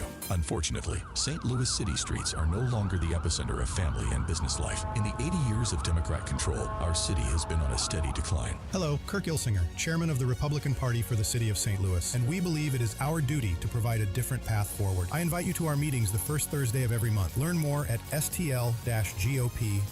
Paid for by St. Louis City Republican PAC. Curtis Farber, Treasurer. Springtime in St. Louis, and if you hate to paint, do what your neighbor Mr. Rob Miller from Harvesttown Auto Body in St. Peters did. He called Rhino Shield. Rob, what was the thought process for going with Rhino Shield as a business owner? My family's business is over 10,000 square feet, and it did not have the curb appeal I wanted. Rob, tell everyone how the experience was with Rhino Shield from start to finish. The process that I liked was when you came out, you gave me all of these options that would fit my building. Our building was really faded. I don't want to have to paint my building again. 25 years is a long time to not have to worry about the outside maintenance of your building as far as paint. That's a no-brainer. That's why Rhino Shield worked for me. Are your neighbors jealous? I would be if I was them. Thanks, Rob. Now it's time to call 877-25-RHINO. 877-25-RHINO or 877-25rhino.com. Genius. Don't paint, don't Rhino, go Rhino Shield. Never paint your house again. Rhino Shield. I love that mountain with those 4 big heads. I love Velveeta slapped on Wonder Bread. I love a commie if he's good and dead. Yeah. I love Old Glory and homemade pie. I think them Ruskies should be sterilized. I love my chicken Kentucky fried. Finger leg and good. Hey there, this is A.D. Cooper from Cooper's Carnival of Clean and Classic Cars. It's our 4th of July sale here at Cooper's Carnival of Clean and Classic Cars at the corner of Collins and Common. I got a lot full of the finest one little cars money can buy if the prices even you can afford. So come on down and say hello to me and Granny and bring the kids to meet my stand. I say bye, Granny says bye, and the snake says, I love General Patton in World War II, my pocket fisherman and my crazy glue. I love the Beav and Wally too, yeah! I love the bomb, hot dogs, and mustard. The Mike Ferguson Show is one of my favorite programs. In addition to Larry Connor's USA, catch my program at 6. Now, back to Mike. These requests have been so much fun. What is that? Alice Cooper. I love America. Oh, well, yeah, I wasn't familiar with that. I like the hot dogs and mustard, though. That's right. All right, 7:49 right now. All right, do they or don't they have to close early? There's been some confusion about what's happening in the Grove this weekend. Also, we are partying tonight. Yes. And you're invited. And I hope you come out to party with us. And a Billiken gets an NBA contract. 7:49 right now. Let's do another news dump. The Morning News Dump, brought to you by STL Fenceworks. Successful dump. Wake up, America. It all worked out. They got all the news. The Morning News Dump. And away we go. All right, some bars in the Grove say the mayor's declaration of midnight closures this weekend, not binding and probably not happening. Mayor Kara Spencer announced that bars would close early this weekend as a safety precaution during the annual Pride celebrations. Multiple people, remember, were shot after a fight broke out during last year's Pride events. Okay, so here's what's going on. Now, both her office and several businesses admit that was a miscommunication. Whoops. And not all of the businesses in that district agreed to shut down early because it was presented as we've come to this agreement and it's sort of an executive order-esque thing. It turns out that's not what happened. As it stands right now, the bars are being asked to close early on Saturday and Sunday in particular, but there is no mandate to do so, with probably the biggest weekend of that area's business of the year. Yeah. My guess is they are not shutting down at midnight. No. I mean, that's just bad business sense. I'm really surprised by Kara Spencer on that one, though, because A, this is an issue that's important to her, and B, she's usually a pretty good communicator. Yeah, this is a rare unforced error. Yeah. On her part. Yeah. So, I mean, I could understand her expressing the wish that they would do that to help counter the possibilities, the risks there. But to say like it's a done deal without having really. And remember when she did the press conference, the police department went, huh? What? Yeah. Hold on. What? We didn't Can we get a heads up on these things? Right. So yeah, that was not a good week for Kara. No. Yeah, but normally she's on top of the communications at least. I mean, you can agree or disagree with what she does, but yeah, she's usually on top of that. So my guess is that they're just going to have their party the way they always do. I think so. Just guess. be safe, people. Don't be crazy. Don't shoot people. Yeah, please. Rule number 1. It's pretty basic. Please don't shoot people. Yeah. Can we start there? Yeah. Can we agree on that? It's fair. I'm just saying. All right. Let's see here. Department of Homeland Security Secretary Mark Wayne Mullen testified on Thursday before a House Appropriations Subcommittee, and they were talking about DHS operations and funding. Secretary Mullen highlighting the importance of securing the U.S. southern border from cartels and saying that the country still needs to be vigilant. There's not 1 inch of Mexico's northern border that isn't covered by a plaza. Plaza is cartels, 9 cartels that control it. And they have plaza centers, they call it plazas, that they have plaza bosses, and they're always looking for vulnerabilities to push human trafficking and drug trafficking across our border. Okay, now President Trump, as you probably know, signed what's called the Secure America Act. That's a $70 billion immigration enforcement bill into law earlier this month.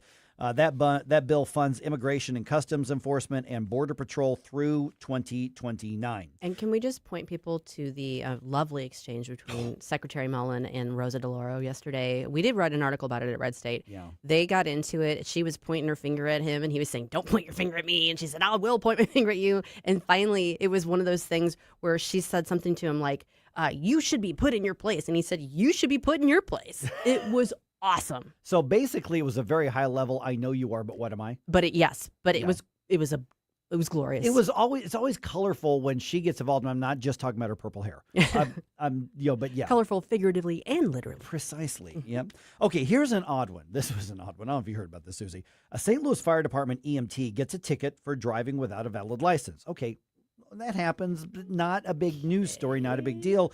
Except for the fact that she was driving an ambulance that was involved in a crash at the time. That's a problem. Yeah. Okay, so Channel 4 has this story on their website about this whole thing. The EMT's name is Katrina Hopper, and the department and she both say they believe her license is valid, even though there have been 2 holds put on that license by a judge in unresolved traffic cases. So this isn't like a mix-up where someone has the wrong person. No. She's got some traffic issues. Right. That's the problem. Matter of fact, KMOV found over a dozen traffic cases against her since 2019. Everything from driving on the wrong side of the road to speeding to tags, not having the tags up to date, which, by the way, is a way of life here in St. Louis. Stop messing with our tradition. That one I forgive. I saw a tag yesterday at the red light that was from 2023. And I'm like, that's a St. Louisan right there. So she's driving an emergency vehicle and crashing it. Yeah, now that wasn't her. I don't think that was her fault because she had Allegedly. the lights. She had the lights and siren on, going to a call, and she went into an intersection, and then they collided with another car. And my understanding is by law, those lights and sirens are on. You stop. It's on you. Well, to definitely not has hit the them. right of way. Yeah. So But, I don't think that was her fault. But while they're doing all the paperwork, they're like, "Hey, you're not supposed to be driving, right?" That's not good. And she's like, "No, it's valid. Do your research." And I think they did. It sounds like they did. Yeah. So that's a weird situation there. All right. Don't forget, you are invited to our party tonight. Yep. We are celebrating 5 years on the air here in St. Louis at Frankie Martin's Garden in Cottleville. It is free. We're going to be there from 7 until at least 10 p.m. The Retro Nerds are bringing their 80s tribute show to the stage. Look for us under the pavilion. Yes, we got a roof over our heads, so for some sprinkles, we'll be fine. Although there's a chance that the rain's going to move through before I'm willing it to. If it even hits us at all, we'll see what happens. But the stage, Retro Nerds, look for all the News Talk stuff. No big formal thing, no politics. We're just going to have some fun. Fun is the order of the day. I'm bringing some cash because they got food trucks. All right. I'm just saying. Barbara from Nutrition Stuff, she's like, "I'm watching you. What are you going to be eating?" I was going to say, he's busting himself that's here. Right. I know. I realized I just did. You go. I'm just saying here. Oh, my goodness. All right. What else we got going? Oh, you just teased this a few minutes ago here. Robbie Avila from the Slewbillikens. He was actually not picked in the NBA draft, but he has signed a contract with the Los Angeles Lakers. Now, remember, Robbie Avila was the Atlantic 10's Player of the Year this past season. He led SLU to an NCAA tournament spot. He has signed what they're calling an Exhibition 10 contract. I'd never heard of that before. No. But what that actually means is it is a basic entry level. You get a tryout opportunity. So you get the league minimum salary. He's going to play in the development leagues. He gets to go to the preseason camp, and he gets to try to prove himself. So he gets a shot at the NBA, and if the Lakers don't bring him onto their roster, then he's at least there to where they could trade for him or he could get offered something by another team. So the bottom line is he gets his chance to prove himself at the NBA level. And so we're saying there is a chance, and he's going to make his run for it here starting in the next month or so. And go, Robbie. If that doesn't work out, then there's probably a European league that'll make him a massive star out there. But one way or the other, he's going to continue his career playing basketball and also be a model for those nerdy glasses that he wears on the court. There's that. Yeah, there's that. All right, Cardinals and Diamondbacks were rained out Thursday. That game is going to be made up later in the season. Homestand continues tonight when the Cardinals host the Marlins. First pitch at Busch Stadium, 7:15. This is another one that's going to be on the air. This is going to be on Channel 4. So it's going to be available to everybody. So watch it on your phone while you're partying with us in Cottleville at Frankie Martin's Garden, because that's more important.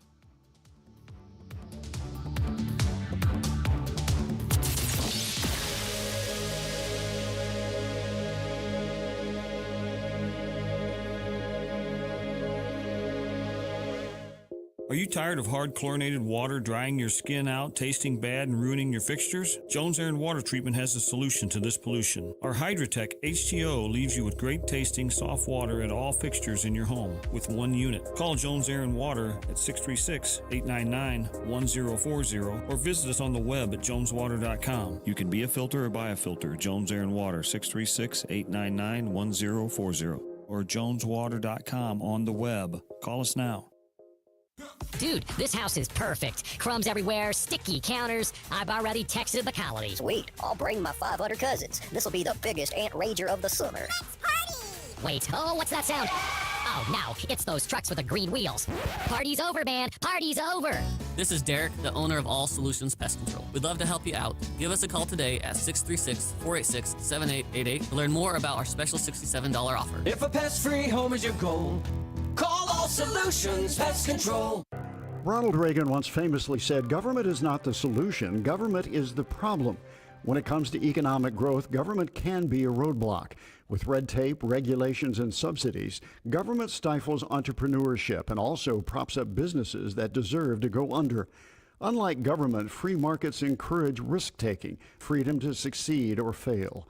Governments shouldn't be picking winners and losers, the market should. Free markets benefit the business owner and the customer by encouraging competition. Free Market enabled a young man named J.C. Hall selling picture postcards in Kansas City to turn his idea into Hallmark cards. In St. Louis, the free market made it possible for Adolphus Busch to turn his father-in-law's local beer into the world's largest brewery. A free market also means you get to send your kids to the school of your choice. Learn more about free markets at showmeinstitute.org. The Show Me Minute has been brought to you by Show Me Institute and Show Me Opportunity. KLGY HD3 Clayton, K270BW Bellefonte, KNBS Bowling Green. This is News Talk STL at 1019, 94.1, and always streaming at newstalkstl.com. Breaking news this hour from Town Hall. I'm Rich Thomason. They are shell-shocked. Many survivors of the devastating earthquakes in Venezuela have no place to go. Their homes either reduced to rubble or heavily damaged by the powerful quakes, one coming right on top of the other. First responders continue the desperate search for survivors amid the debris. They are finding some, along with the bodies of victims. Amid the death and destruction, President Trump is touting much improved relations with Venezuela, making it easier for the U.S. to help. We have the strongest military. We took over Venezuela in less than 1 day, and the oil is flowing, and we're getting along with them great. We're going to, by the way, help them with they had a tremendous earthquake last night that you read about, massive in Caracas. But we're going to help them out. The death toll has risen to 589, several thousand people injured, thousands still unaccounted for. wave the white flag of surrender. Ukraine having none of it. The Russian Defense Ministry says it's intercepted 660 Ukrainian drones overnight over 12 Russian regions, as well as the illegally annexed Crimea, the Azov, and the Black Sea. It appears to be one of the biggest drone attacks on Russian regions and the annexed Crimea since Russia's full-scale invasion of Ukraine in recent months. Ukraine stepped up its aerial campaign against Russian military installations and energy facilities. Its success has caused fuel shortages and disrupted army supply lines, stalling Moscow's war efforts after more than 4 years of fighting. I'm Charles de Ledesma. Looks like people in parts of Central Europe will be getting what their neighbors in the West have been suffering through for days now. That record-breaking heat wave that's sending the mercury soaring in England, France, Spain, Portugal is drifting to the east. Dow futures are down 135 points. More on these stories, townhall.com.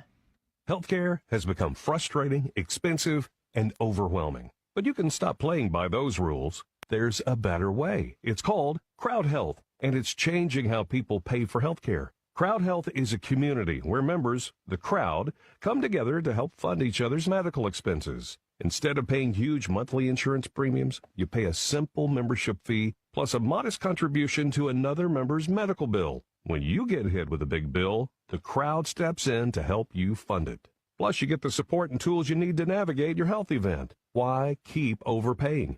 Cut out the middleman, lower your monthly costs, and avoid the endless billing headaches. Are you ready for a smarter option? Go to joincrowdhealth.com. Right now, you can get started for just $99 per month for your first 3 months when you use code BREAKFREE at joincrowdhealth.com. Crowd Health isn't insurance. Opt out of the flawed system and break free.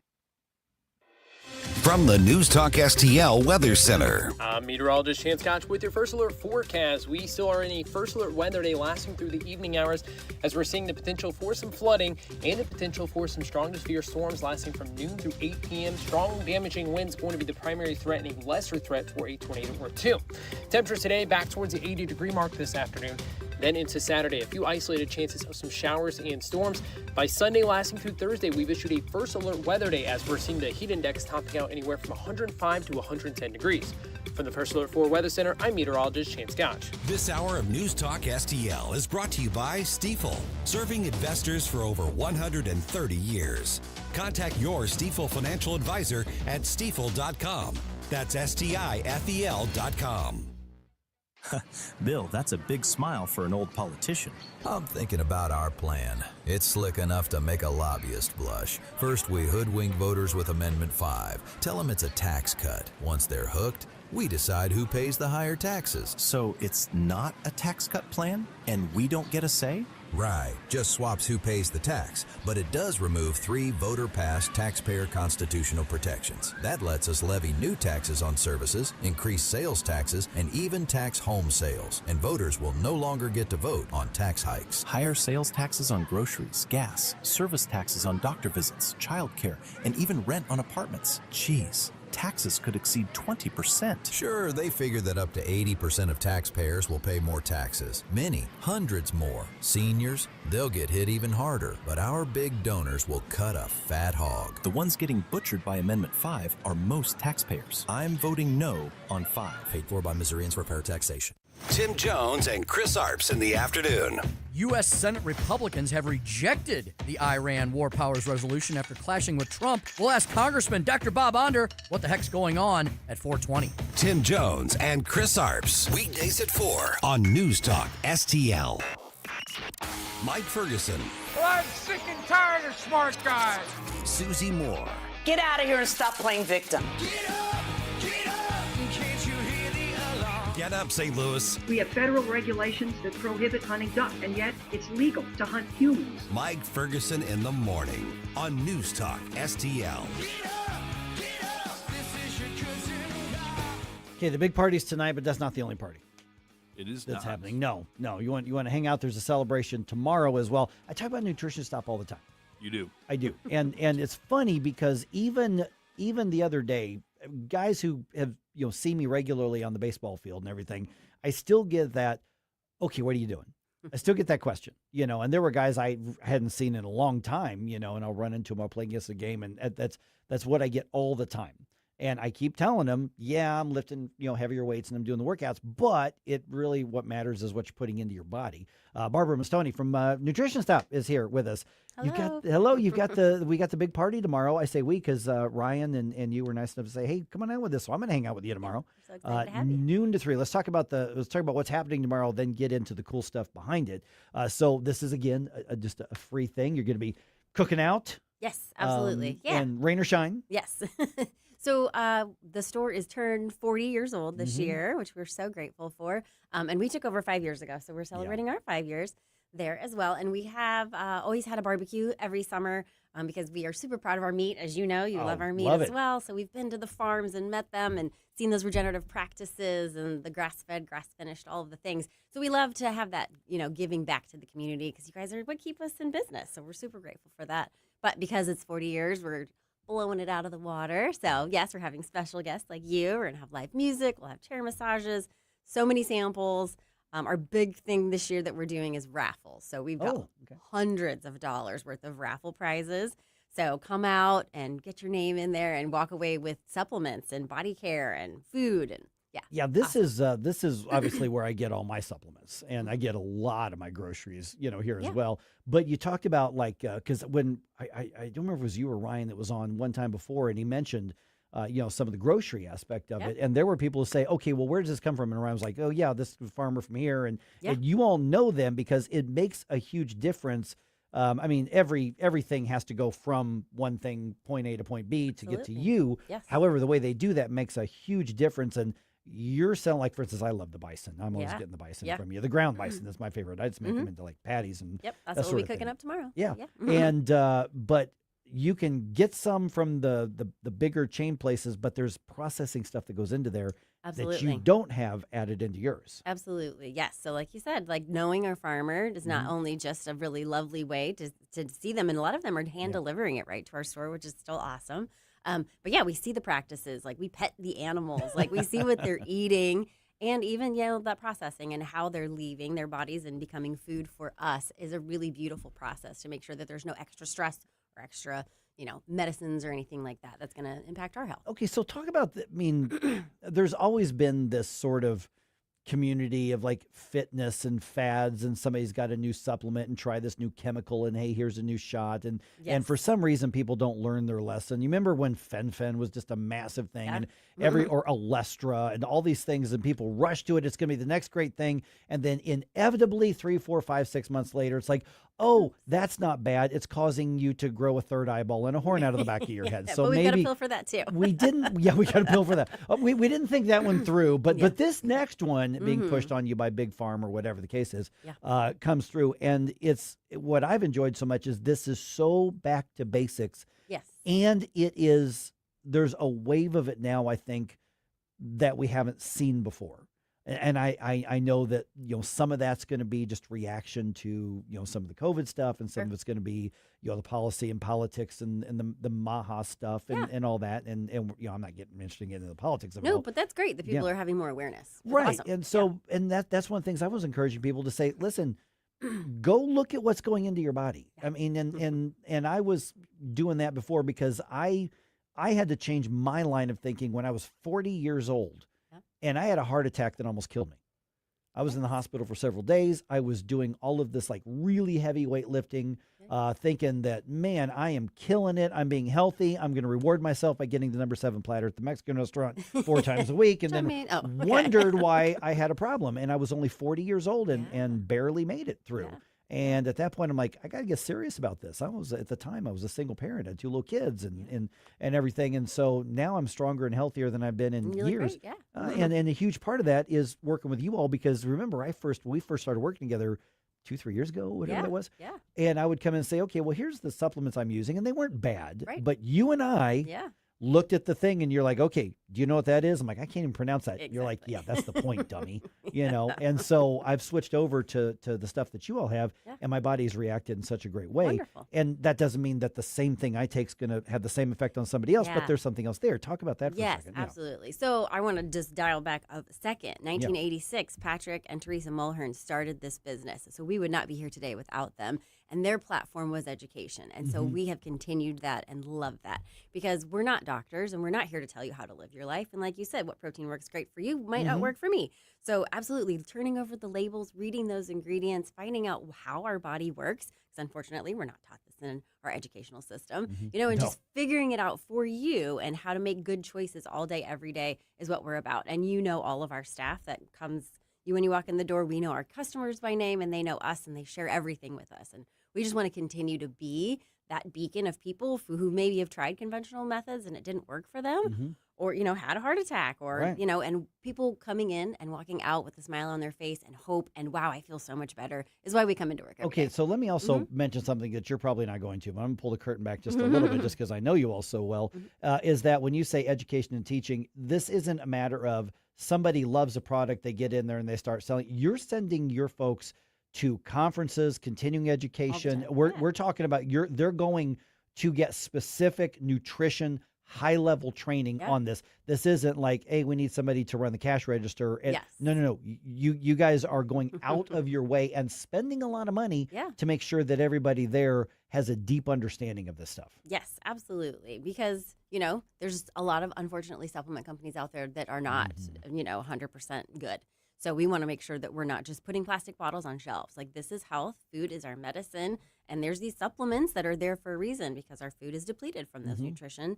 And so we got to make sure that we're getting the best things. And if we wouldn't put it in our own family's bodies, then we're not going to put it on our shelves and sell it to people. Yeah, in the bodies or on the bodies, which is something that I never thought of until Ryan, your husband Ryan, was telling me, about stuff like deodorant. Stuff like, because you can go to the dollar store and get some deodorant and whatever for 99 cents. And you're like, well, that's a much better deal. Or I can spend an extra couple bucks and not put a bunch of chemicals into my endocrine system. Yes. Yep. So there's like the aluminum that's been attached to Alzheimer's. But then, the microplastics are just in everything. Endocrine disruptors, which our endocrine system is responsible for all of our hormones, which is related to all of our other organs. So something as simple as a 99-cent daily deodorant that we're doing can absolutely change your whole life. Yes. Your toothpaste, your shampoo, what you're wiping your counters down with, all of it. 40 years.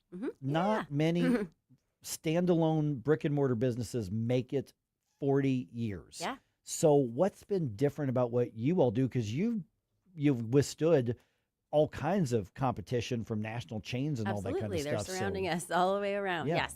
I would say our customer service, making sure that we're getting that concierge service and people are being listened to and we know them and that we're helping them. But that education piece, the community events has been my baby. So we've had hundreds of events over the last 5 years. We do yoga, we have breath work, we do fermentation classes. We have professionals, the healthcare professionals that come in and do classes. You were there for one last month. Just continuing to have this to be a community center and not just another store. Which, let me again point this out here. You've got a large part of your square footage that you could have shelves and selling stuff that you don't have anything on, and it's because you have these classes. And I was at a little mini concert at one point. There. You did some live music out there several months ago, actually. Yeah, it was in the last fall. Yeah. We have live music. We just have parties. We just love to get together with our vendors and bring everybody in, have indoor farmers markets, just as much as we can, bring that community together and have that whole lifestyle where it's not just a pill. Right. So tomorrow, noon to 3. Yes. That is the big barbecue bash 40th anniversary party. Yes. Live music, cookouts, food samples. Things like that. So much food. Yes, come hungry, bring your friends. Yeah. That's right. And obviously no ticket cost or anything like that. No, come on out and enjoy. Any like promotions or anything going on in the stores? We have like our regular sales that are going on all the time, but then we'll have lots of vendors there as well that are going to be sampling out their things and just a good time. Nobody's going to walk away empty-handed. No, for sure. You're going to get lots of free stuff. And I have to restock on some stuff. I need to, because I'm almost out of 3 or 4 things. That's right. And vitamins. Somebody asked about vitamins because a lot of people think, I can get vitamins at the Again, I've seen people buy vitamins at the dollar store. I'm like, don't do that. Yeah. But you know, and Who so knows what that is? and so, but yeah, I mean, vitamins deals on that as legal. Yes, we've always got sales and promotions running. Yes, and like I said, the raffle. So if you spend $25, then you get a ticket to put in a raffle. If you spend $100, then you get 4 tickets. We're giving away a whole water filtration system because water is one of our key components of our health. And then just so many supplements for giving away. So come, if you spend a little money, then you're going to get tons back. But if you decide just to check it out and hang out, that's cool too. So much food. I'm not even kidding. So much food. Yes. I don't know how to throw a small party.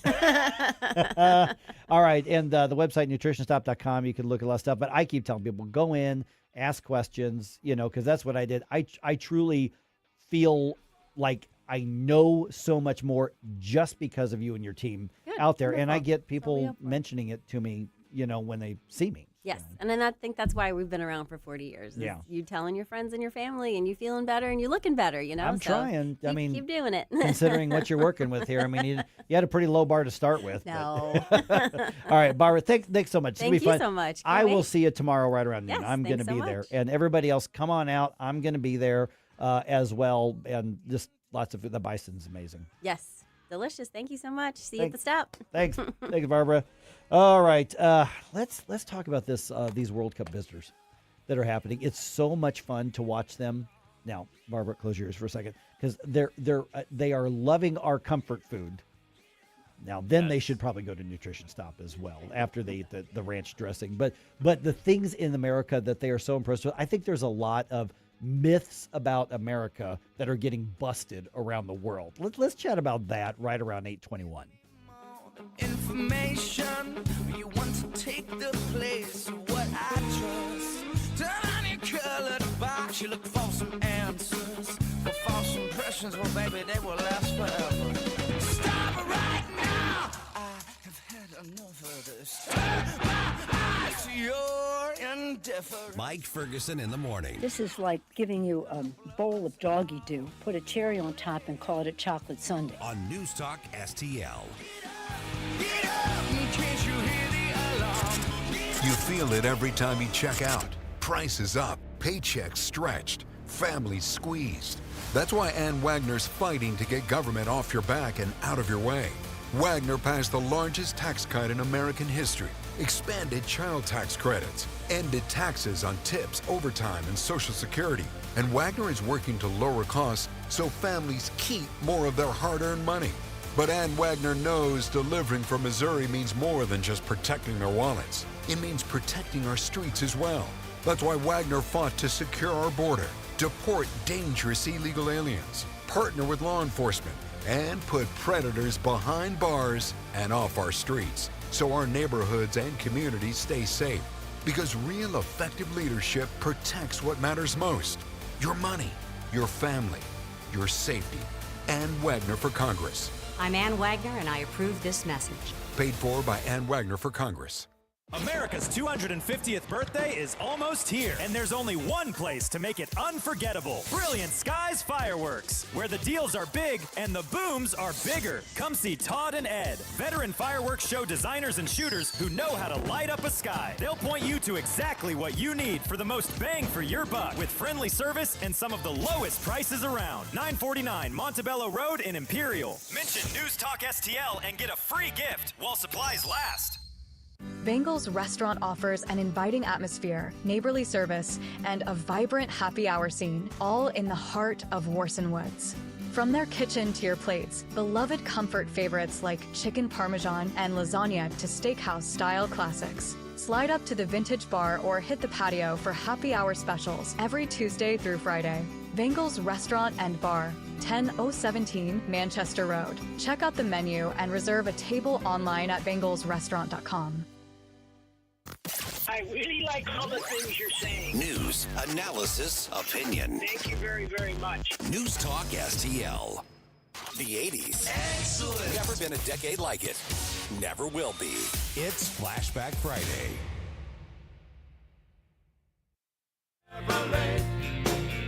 Harley Davidson and RCA. They ain't perfect, but they still say made in the USA. I'm so proud.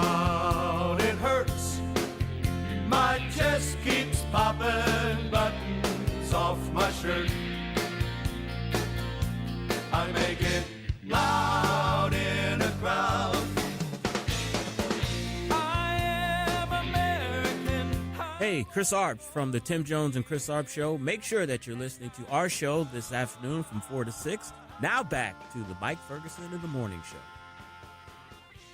I'm not going to lie. I don't know that I've ever heard this song before. Did I find one? You may have found one that stumped me. I found an 80s song that Mike Ferguson's never heard before. Don't think I know this one. This is the Wright Brothers. Okay. Made in the USA. I think you got me on this one. Whoever sent that in, I think you got me. Wow.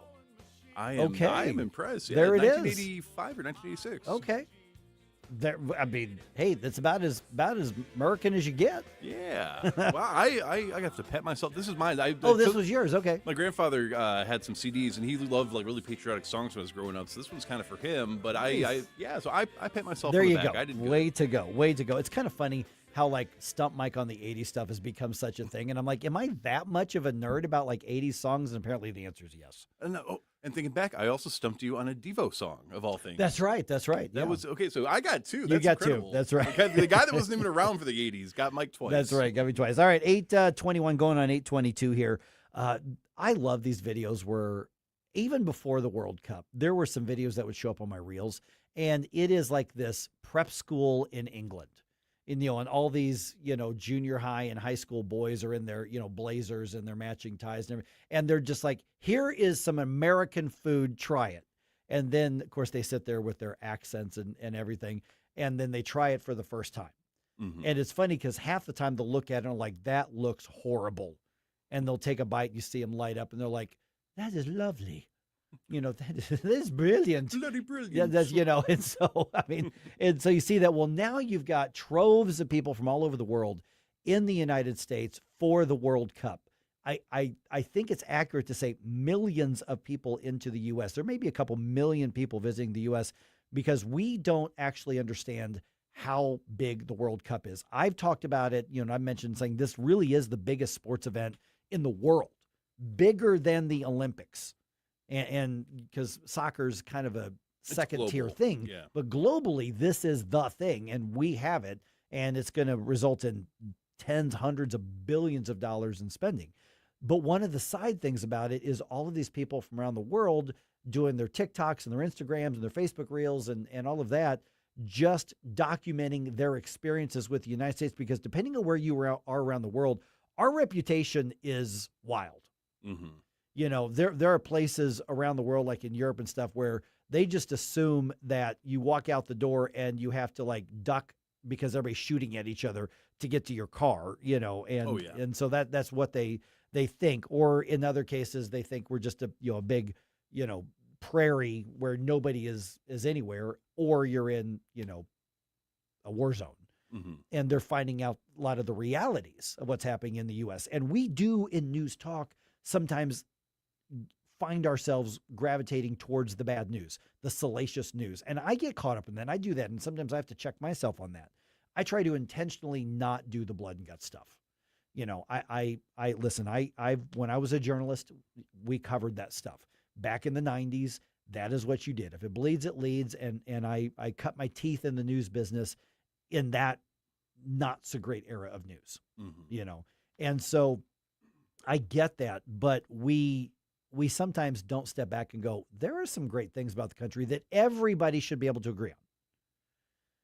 And then we can fight about the policy. We can fight about the politics. We can fight about, preserving culture. We can still do those things, and we should. But every once in a while you go, there are some things that are just cool here. And you had this idea, Jerome had this idea. He goes, what if I took a bunch of those like left-wing dingbats who were going on social media and talking about how horrible everything is there in America, and then just pair it with some of these visitors from around the world. I'm like, that is awesome. Let's do that. So here's one of them that you found. Here's one of those juxtapositions. What has happened to America? What has happened to democracy? What has happened to freedom? I've lost all hope in the American people. I love America. I've been here for 3 days, and everything's just amazing. There's nothing like this in the UK. This is actually beautiful. Okay, so there's no shortage of these, right? I mean, they're out there everywhere. Oh, yeah. And so we can probably do like one or two of these each of the days we're on the air live next week.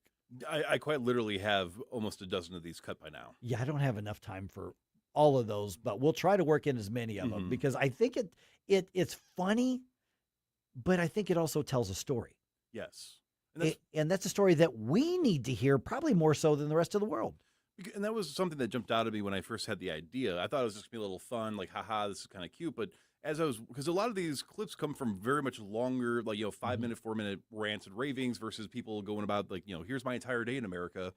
And so one of the things that stepped out is that the people that are complaining about America and how bad evil we are, it's not the people that are in some of the more dangerous, the old block of Chicago, parts of St. Louis with, stuff like that. These are people that, for all intents and purposes, live in very nice areas in the United States that they really don't have an excuse of why their life is so miserable. The Europeans are coming over here and they are just like stunned that they can't imagine. And again, most of the world cannot imagine. Or the South Americans or any, yeah. But like everybody from the soccer the soccer fans that are here, they are just absolutely blown away by like this is nothing like what we've been told what it's actually going to be like here. And it's just I don't know. It's like you can't hear somebody appreciate America and then not feel like wow, how lucky and privileged am I to be able to live here full time. Yeah, and that doesn't mean that we don't have problems and we don't have things we have to defend. We don't have things we have to defeat. We don't have things that are worth getting angry over. But in the end, why? Well, because we do have it pretty good and we want to make it the best we possibly can make it. So here's another one that we found, or you found a little bit earlier here.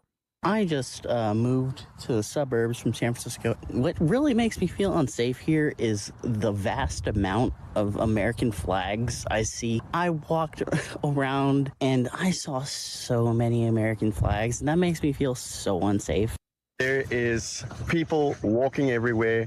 There are women walking alone with fancy handbags, jewelry on, glasses on. They're not being harassed, nothing. Then, right here, you've got a park, clean and tidy. There's another bench, and it's not vandalized and broken and destroyed. You're completely safe. Completely safe. No, not that you're safe everywhere in America, but when I was in Europe and when I've been in the Bahamas, I've had locals go, hey, don't go there. Just stay away from there. That sort of thing. Everybody's got that.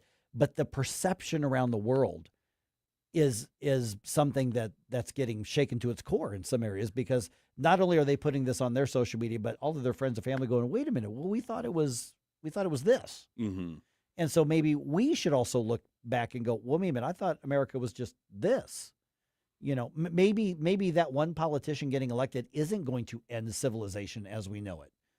So, and Scooter makes a point that I think is actually really well established here. So what he's saying is President Trump has not helped our reputation around the world, unfortunately. But when you see things like this, and I've got a lot of clips of people from Japan and from other parts of the Europe and parts of South America, they're saying, I just can't believe how polite and nice and warming. So it's not up to President Trump to rehabilitate our image. We are doing good just by being who we are and being welcoming and accommodating and being polite. So that is doing a lot more to rehabilitate our image to these people than anything that we could have possibly put on, televised media. Yeah, I mean, there's a lot of people who say, you know how they are in that country. Well, have you ever been there? No. Well, then how do you know? Yeah. Yeah, because you met the tourists, the ugly Americans Right, abroad, right? yeah. And then that's how we all are. But it's incredible. And again, if you look at modern day videos of like London, for example, a lot of the comparable populated density big cities in Europe, there are roving groups of people that will try to pickpocket you, that they will try to harass you, that they will pressure. And I have not yet seen any, and I've not yet seen any videos of Europeans saying, wow, there was a whole bunch of Texans with cowboy hats and American flags that jumped us or tried to take our purse. It's like, no, everybody's saying, wow, this is not at all what I expected. And I think that's incredible. Yeah. And again, that doesn't discount all the areas that are having so many problems and have so many things that need to be fixed. But it exists. We have a lot of problems in this country. Yeah. But we have the luxury of saying, how do we fix it?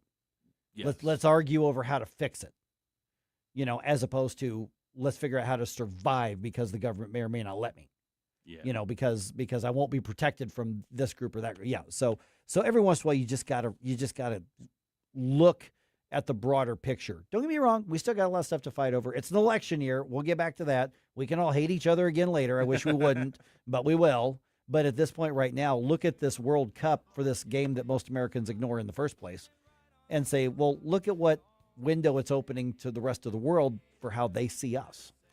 I just want to point out, too, one of the funniest things that keeps recurring is how many Europeans specifically are surprised by how little celebration. They're like, I'm renting an Airbnb, and none of the neighbors are going, why? I watched the game. Nobody really cares, but they're just happy to see us. Yeah. So it's interesting. Now, once again, because it's getting to that time, the show might be over here in about 25, 30 minutes. Yeah, we got a little bit of time left, but don't worry. If you missed anything, you can look up the Mike Ferguson in the Morning podcast, which I'll have up shortly after the show's over. You can also watch the replay of the stream later. We do live stream to Rumble, Facebook, YouTube, and X in case you're curious about what Mike's wearing, or if you want to see Susie's amazing dancing skills during Flashback Friday. She likes to boogie. So there's no excuses. Just look up Mike Ferguson in the Morning, and you'll know where to find us.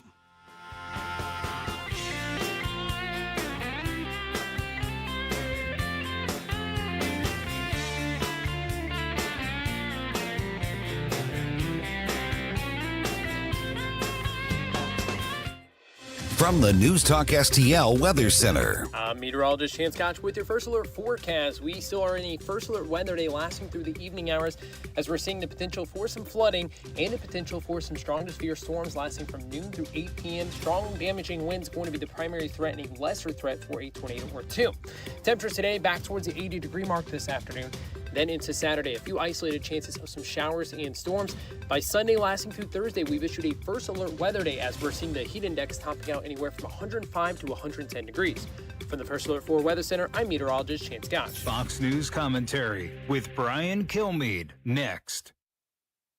My name is Whitney Allen, and I'm a widow. My husband, Ryan, died. We never thought we'd ever have to use life insurance, but the unexpected happened. With Ethos, signing up was fast and 100% online. You can get a quote in seconds, apply in minutes, and get same-day coverage. No medical exams, and you can get up to $3 million worth of coverage. I'm grateful we were prepared. Get your free quote at ethos.com/term. That's ethos.com/term. Paid spokesperson. Time spent on application may vary. Online health questions required. Here's Brian Kilmeade. Anthony Fauci had his friends write a paper saying that the coronavirus was from an animal, from a bat virus. He hands it to the CIA, the intelligence community, and says, look, these scientists who he hired came up with this paper, so you got to believe me. And they go, wow, Dr. Fauci, can you be one of us? Can you help the intelligence? Of course you can. So instead of saying, where's he getting this? Is he responsible for this? He ends up being the experts the intelligence community leans on for the next 4 years because Trump is not there and Biden is, and Biden loves him mainly because he hates Trump and Trump hates Fauci. And here's what told me about Anthony Fauci. When Trump lost and Biden becomes president, he's in charge. The first show he does, Rachel Maddow. And he said, Rachel, you've always been this has been my favorite show, and they wouldn't let me do it. For more commentary like this, go to foxnewspodcast.com. Hi, Sandy. What's that?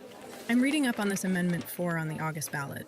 What's 4? Amendment 4 absurdly creates a new un-American minority veto power, but only for ballot issues that we citizens put on the ballot. Don't they say it'll protect conservative ideas? Truth gets in the way of their story. Amendment 4 would mean as few as 5% of the most liberal statewide voters in one congressional district could veto any good conservative idea or reform, even when a big majority supports it. That does sound un-American. How did that get on the ballot? The politicians put it there, and it would empower a small minority of liberals. They could stop funding for police, stop tax cuts, or any other common sense conservative policy we support. Only 5%? One district? That would make it nearly impossible to pass needed reforms or rein in politicians. Yep, Amendment 4 is a misguided power grab by politicians. I'm voting no on Amendment 4. Right. I'm not giving up my constitutional rights. It's a hard no on 4. Paid for by Missourians for Fair Governance. NewsTalkSTL is turning 5, and you're invited to the party. Join us Friday night, June 26th at Frankie Martin's Garden in Cottleville for a totally rad celebration with the Retro Nerds, St. Louis's favorite 80s tribute band. Live on the outside stage from 7 to 10. It's an all-ages show, so bring the whole family and stop by and see us at the NewsTalkSTL Pavilion right near the stage. Frankie Martin's Garden, the place for and about community in Cottleville. Details at frankiemartinsgarden.com. Looking for unbelievable deals? Stop by Overstock Outlet in Lake St. Louis or Warrenton. Open 7 days a week. Discover big savings on a huge variety of merchandise with no hassle. Just great prices. Visit us in Lake St. Louis on Highway N or in Warrenton on Boones Lake. Check out our Facebook page at Overstock Outlet Lake St. Louis or go online to overstockoutletstl.com. Unbeatable value, friendly service, and you never know what we'll have at Overstock Outlet. Here's my problem. Completely agree with your sentiments. He talks about we're divided. Well, yeah, we are. And we need to wake up as a country and realize what's going on. 101.9 and 94.1. Number one for conservative talk. News Talk STL. The 80s. Never been a decade like it. Never will be. It's Flashback Friday.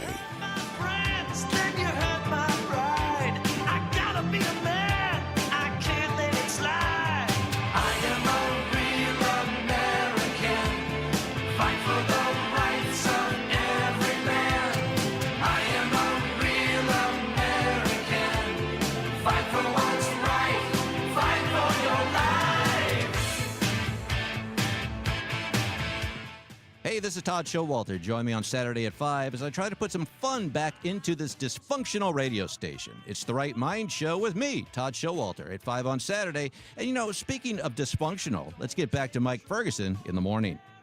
Little Rick Derringer. Oh, you can't have a patriotic-themed 80s Flashback Friday without. You know what? I changed my mind. Instead of Neil Diamond's "They're Coming to America" being the new national anthem, I think that Hulk Hogan's theme should be the new national anthem. Oh, absolutely! I will sign that petition. 8:37 right now. All right, thank you for that. Thank you for that Flashback Friday request. That was chef's kiss. Nice, very well. Mwah. Way to go. Okay, so tonight we are partying tonight, and listen, we are looking at the weather forecast, and honestly, we've got a really good chance of things being just fine.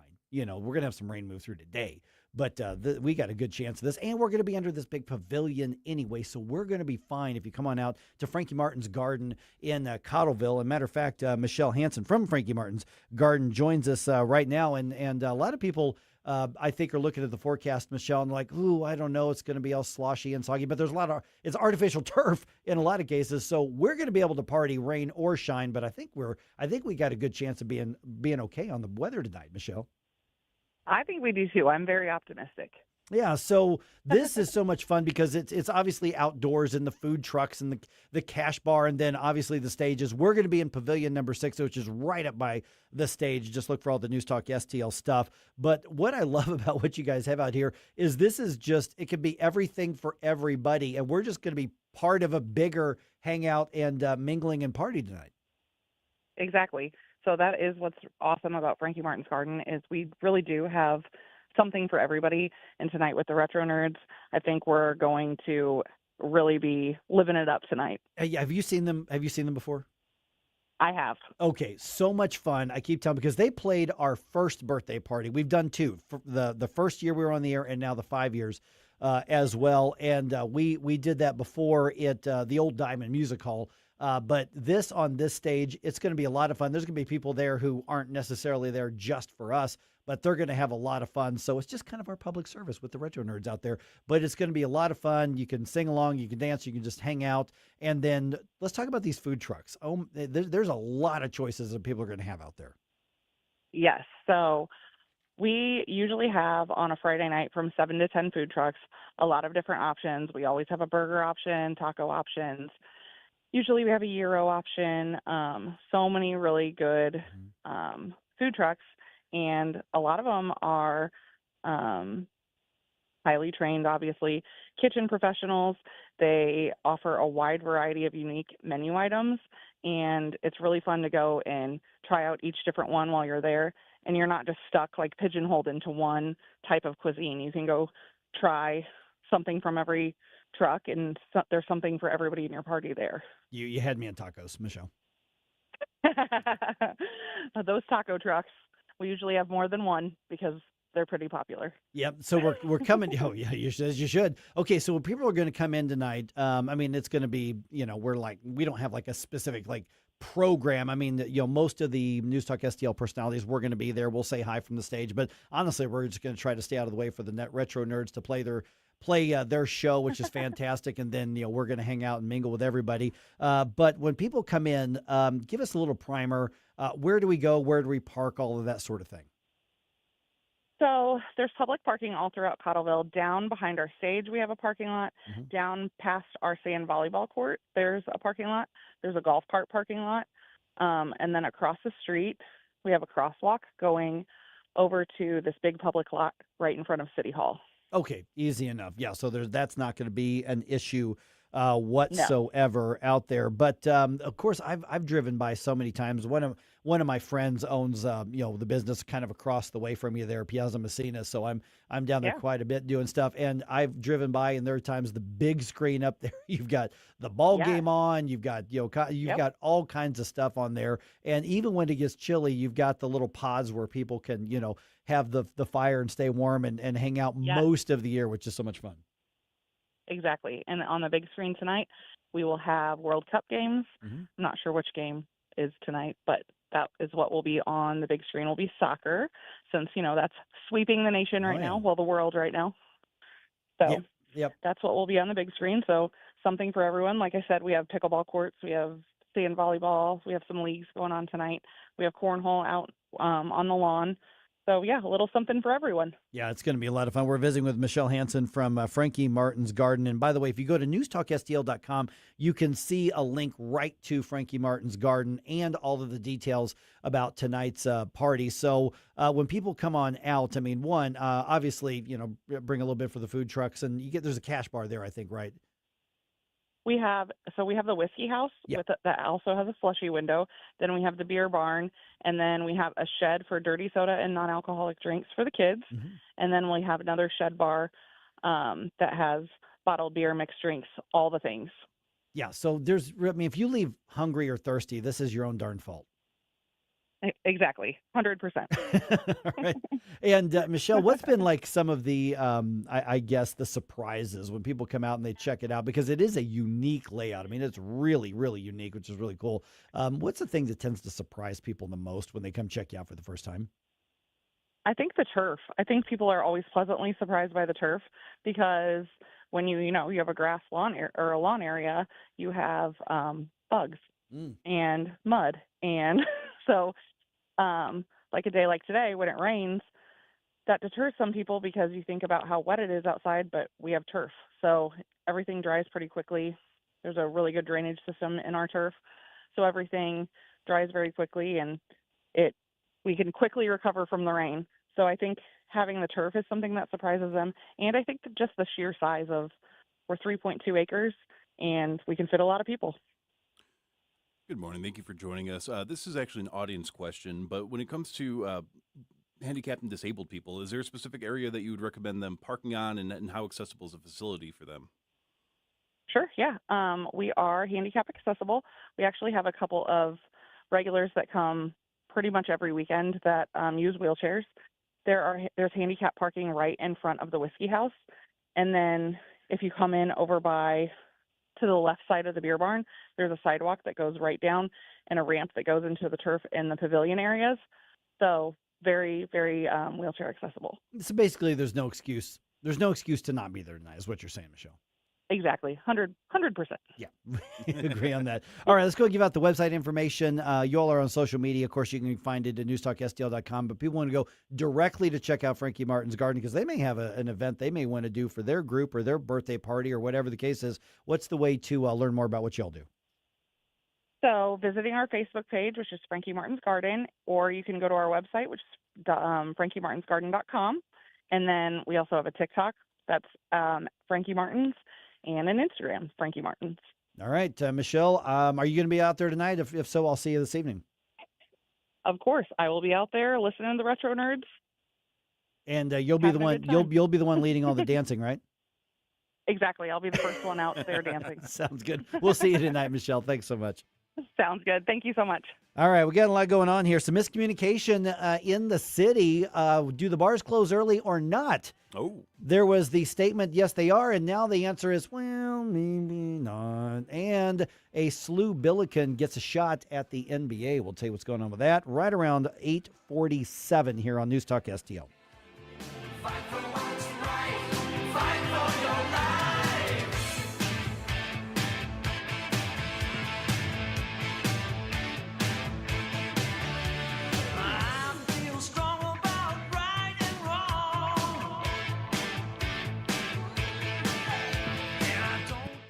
Mike Ferguson in the morning. I have to tell my kids that I'm a rock star now. On News Talk STL.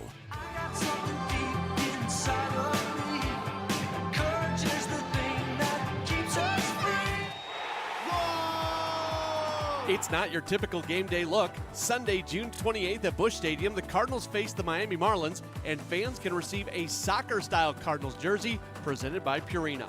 Clean, sporty, and unmistakably Cardinals, it brings a fresh energy to the ballpark from first pitch on, and kids take home a vibrant Cardinals soccer ball to keep the action going long after the final out.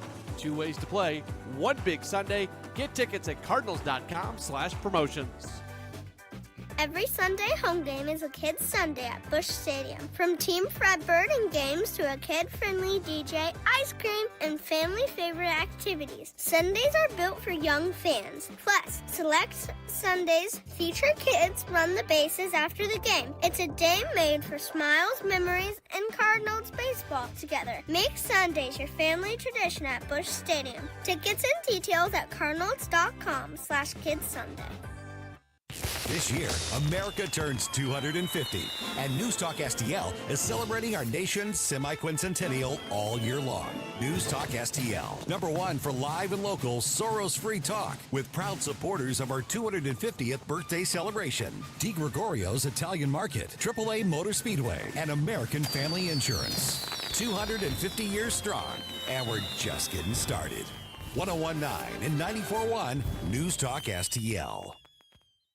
News Talk STL is proud to have Doug Voss of Safe Money Radio as part of our lineup each week. Doug has been a staple on the St. Louis radio airways for many years as one of the leading financial experts in the area. You can now hear Doug and Safe Money Radio 2 times every weekend on News Talk STL. But in case you miss anything, you can check it all out at DougVossSafeMoneyRadio.com.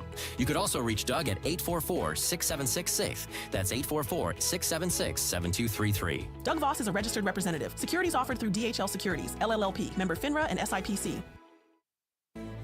'Cause the flag still stands for freedom, and they can't take that away. And I'm proud to be an American, where at least I know I'm free. And I won't forget the men who died, who gave that right to me. And I gladly stand up next to you and defend her still today. 'Cause there ain't no doubt I love this land. God bless the USA. Hi, it's Randy Tobler here. Pour a big cup of coffee and catch my show every Saturday morning from 6 to 9. Right now, it's back to Mike Ferguson in the morning here on News Talk STL. Well, I mean, you got to have this song. Oh, of course. Yeah. Did Camellia request this? This one was requested by quite a few people. Oh, okay. I can't narrow it down to just one, but this had to be the send it away. There it is. It is. Thank you for all these requests. This has been a lot of fun to this. Now, here's the thing is so next Friday the 3rd, like most businesses, this is our 4th of July holiday. So we're actually not going to be live next Friday. So we had to do this today. And I don't know about you, but I am definitely feeling a lot more patriotic today. You know, it's funny you should say that because, you know, patriotism has become political in way too many cases. Oh, the other party wins the elections. Well, I don't like it now. Well, my party did. How dare you not love this country? We can't be like that. No. There are things to like and not like about both parties. There are things to like and not like about most politicians. There's a few politicians I can't find anything to like.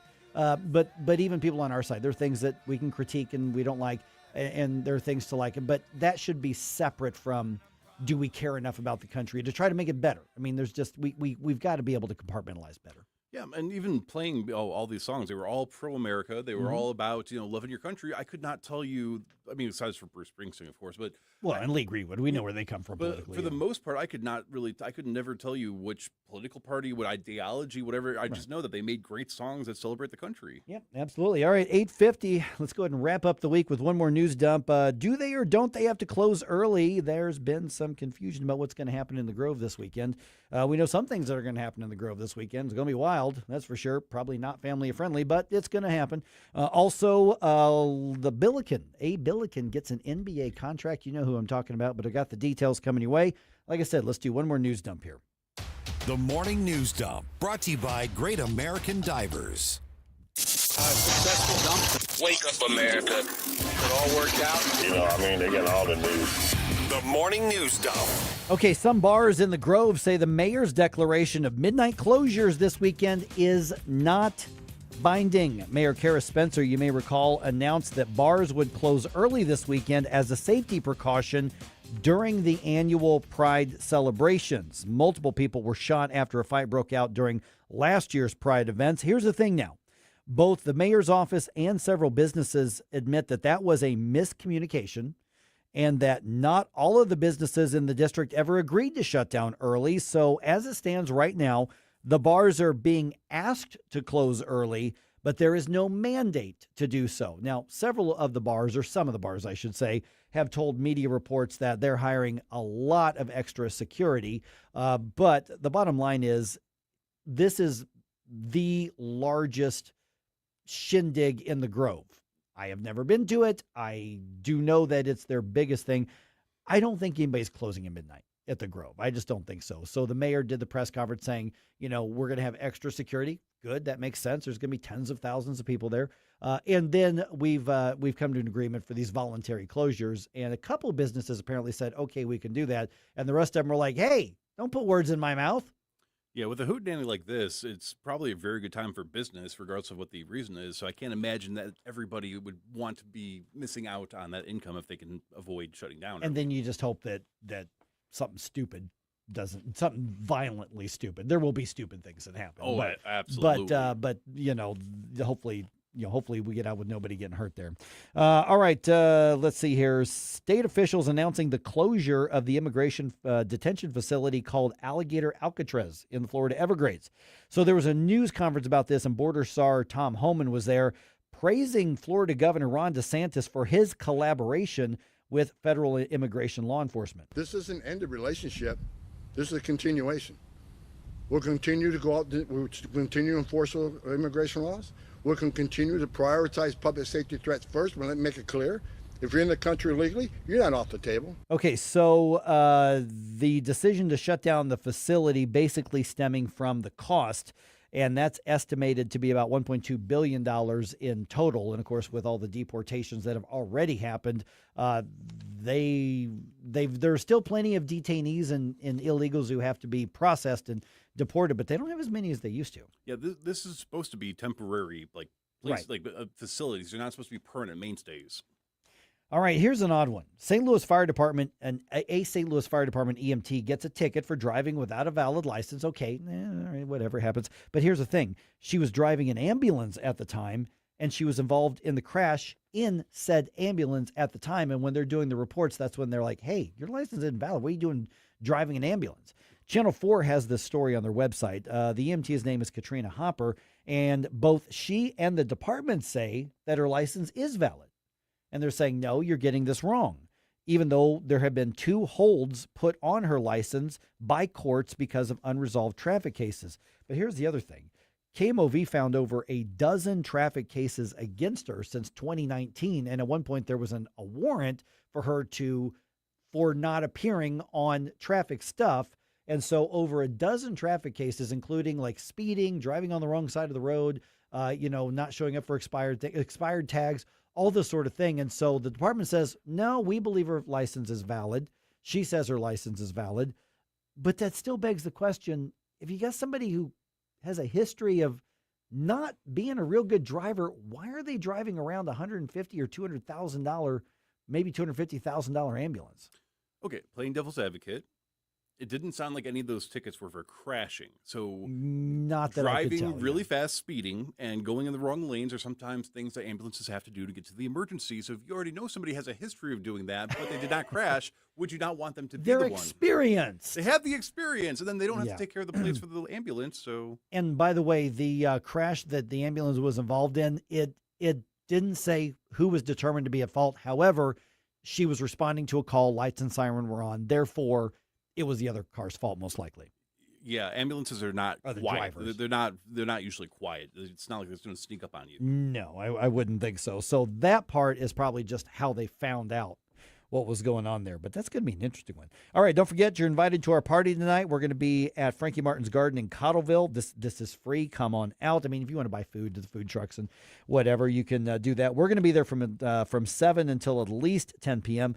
Retro Nerds are bringing their 80s tribute show to the stage. Look for us at Pavilion 6, which is right next to the big stage. We've got the pavilion, so we're underneath a roof, and we're going to have some giveaways. We're going to have a lot of station swag. I think most of us on the station, the personalities, are going to be there. I think so. But yeah, come on out. It's going to be a lot of fun. Going to be a blast. I mean, it's a Retro Nerds. If you like Flashback Fridays, you're going to love them. And there's going to be a lot of people there because we're not the only thing happening out there. There's going to be a lot of people who are now being introduced to News Talk STL. So come on and talk us up. Just saying. Yeah. Just saying. All right. Okay, Robbie Avila. You remember him? SLU Billiken basketball player, the guy with the glasses that was a big star. He was not picked in the NBA draft, but he has signed a contract with the Los Angeles Lakers. Now, Robbie Avila was the Atlantic 10's Player of the Year this past season. He led SLU to an NCAA tournament spot, and they were ranked in the top 25 for several weeks in the national polls. He has signed what's called an Exhibit 10 contract. So basically, this is an entry-level tryout opportunity at the league minimum for development league play and preseason workouts. So they don't know if he can be an NBA player, but they're going to give him an opportunity. He's at least earned that. So congratulations to Robbie Avila. Cardinals and Diamondbacks were rained out on Thursday. That game is going to be made up later in the season. Homestand continues tonight when the Cardinals host the Marlins. First pitch is at 7:15. Game's going to be on Channel 4, but you should follow it along on your app or on your phone because you're going to be partying with us in Cottleville at Frankie Martin's Garden. I will see you there.